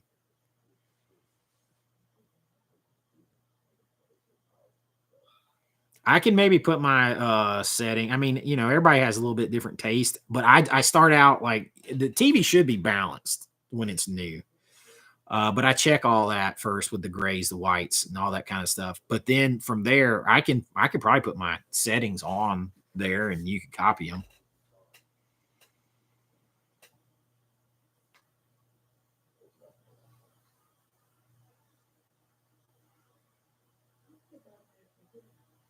My Vinegar Syndrome love is helping the sales. You've never seen so many new titles selling fast. I hopefully they think that I have that much power, maybe, because Vinegar Syndrome doesn't give anybody anything for free. It'd be nice if they like if they threw a VSU at me every now and then or something. You know, Captain Kronos, Vampire Hunter, I was looking into that and I went to my source on that kind of thing, which is Daniel at the Cobwebs channel, and he's like, about it. So I don't know. I know I want to get Kronos from Criterion. And I want to get Anora, which when we get off here, I'm going to watch Brian's video, The Last Movie Standing on Anora. And there was something else from, Winchester 73 from Criterion. I like, that's a cool Western that leans a little horror with Jimmy Stewart. And I love Jimmy Stewart. I'm not the hugest Western guy all the time, but that one has like a possessed, cursed object, almost horror movie. But yeah, it's a cool release though with Captain Kronos.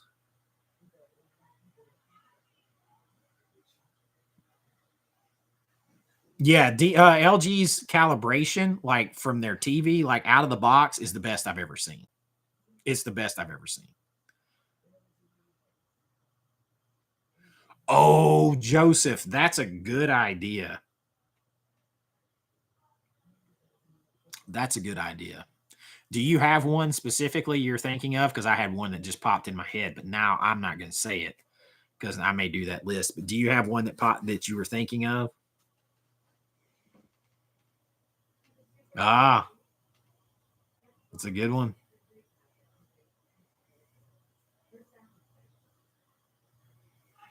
There's this funny.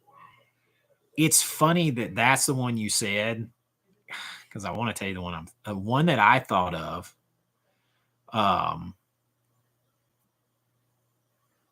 The one that I thought of is weird, maybe for some people. So I'll say it because I'll probably do like I'm gonna do that list. That's a cool list. One that I thought of that you might not think of is and now I just blanked out on it.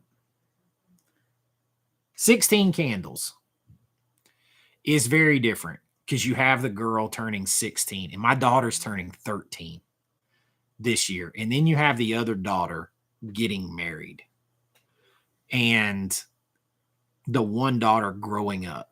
And so it is very different. It is very different to me now.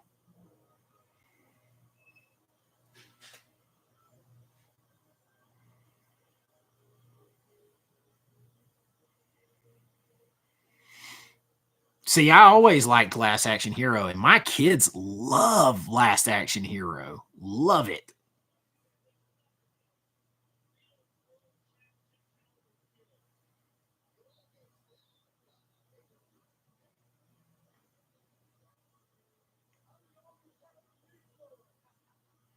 %, Joseph. 100%. I think to this day, the John Hughes movie that I still have just the most fun watching, and maybe that's why it's still my favorite, is Weird Science. I still have just the most fun. It gives me nostalgia, but fun nostalgia. Whereas I'm going to say this is weird, but Breakfast Club will make me depressed. I get depressed watching Breakfast Club. Like, and I love the movie, but like I'm thinking to myself in high school, doing something on that movie, doing a project on that movie about my generation. And at the time, the movie is only like 8 or 9 years old or 8 years old or something. So it wasn't even that old. And I'm in high school and it's like, you know, now it's man, I don't know. It makes me like sad almost. Your Lynch tribute was so cool. I appreciate that, Michael. Like, I really feel like I lost something. Like I that's selfish to say, but like I feel like I just discovered him and just got into him. I've always known he there. I'm a filmmaker, but deep diving into him, finding out who he was as a person and how we were similar in some ways like that. Our movies couldn't be more different, but yeah, man, it seems like an extra loss.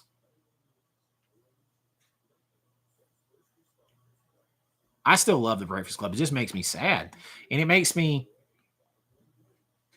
like sadly nostalgic, not the fun kind, the same way. Weird Science classic.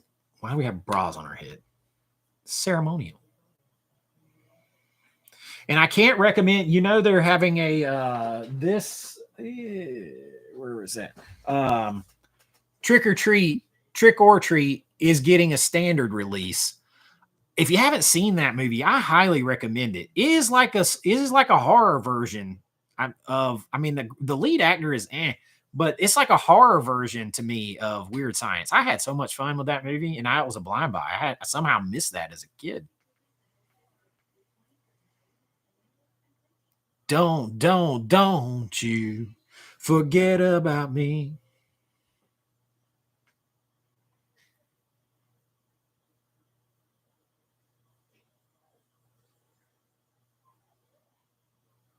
%, Joseph. I've always thought that.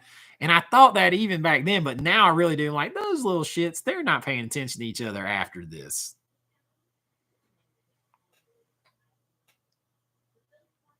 They have a slipcover version that's coming out of Trick or Treat. If you haven't seen it, I do recommend. I do recommend. Don't give me shit. Don't get it if you don't want to. But I think it's a good movie.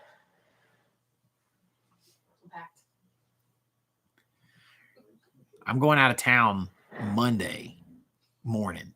Risha just finished packing. That's late. Usually I pack the week before. We're going to be gone like 2 days. She's already got to pack. 40. My Orbit wish list is like, that's something else too. I got to keep in mind. I want to take a road trip to Orbit. All this costs money. Nobody gives you anything for free.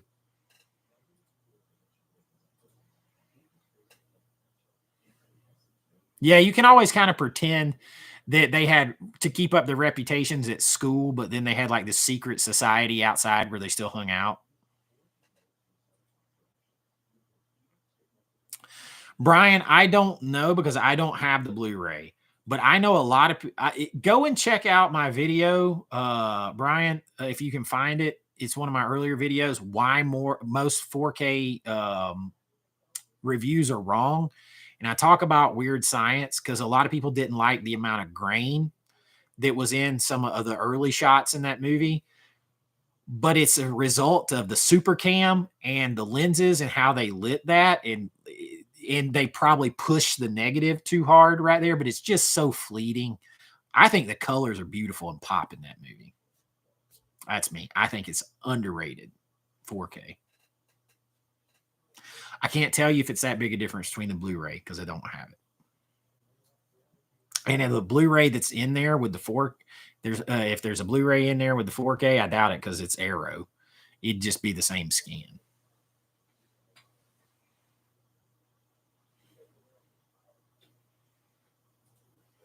Yeah, Can't Hardly Wait is definitely different too. I mean, even American Pie for me is different. I mean, I'd already graduated high school when American Pie hit, but it was they were still within like a year or two.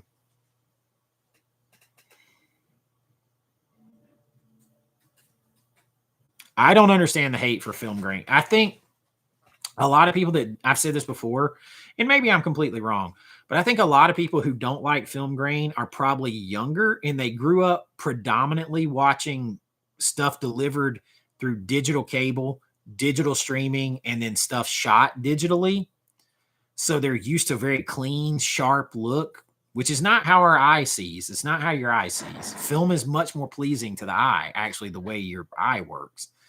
But I think they're used to seeing that super sharp, clean look. So film grain throws them.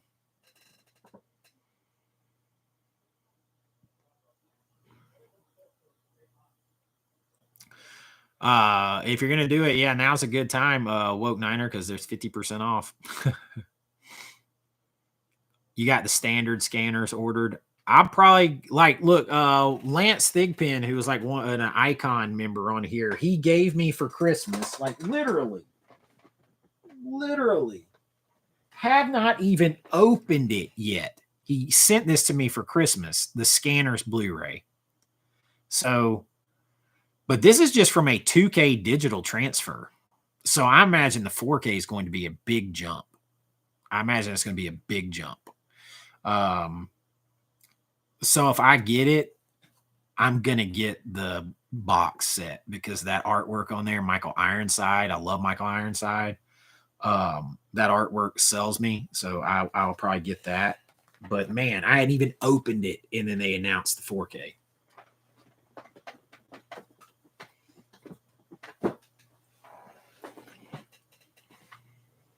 Yeah, still on. Yeah, we're gonna get off here in just a couple minutes. I'm running out of gas. My Criterion closet. I hope you guys like that because I'm having to watch a lot of movies for that. I am watching. Gina Gershon's picks are Bound, Lola Montez, Godzilla, Brazil. Terry Gilliam's Brazil was the first time I seen that. What else did she have on there? Oh, Don't Look Now. And one other one. I can't remember.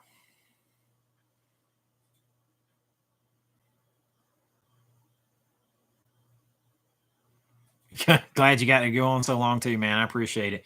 I'm going to get out of here. We're over the 3-hour mark.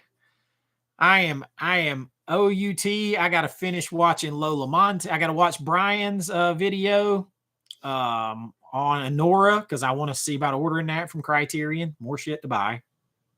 I need to be on here like 17 hours and see if I can pay for stuff. Lola Montez, Brazil, Terry Gilliam's Brazil is batshit crazy. Bound, I have Bound. I have Don't Look Now. I have Godzilla. So I've watched those already, but I'm rewatching Don't Look Now. I rewatched Bound for the uncut scene. We'll talk about that later. So I got some more stuff to watch, and I'm going to get on it. It was fun tonight. I appreciate you all being here. Thank you all for the support. I plan to do next Friday. We'll do again, and I'll probably give away something physical next week. Yeah, Bound has an extended, the Bound 4K from Criterion has an extended scene with Gina Gershon and Jennifer Tilly. So there you go. Yeah. And I will do a live next Friday. I'll bring you all the videos I can between now and then. And until next time, be kind, rewind like always. This is Chase with AV Pop Culture, and I'll see you real soon. Bye-bye.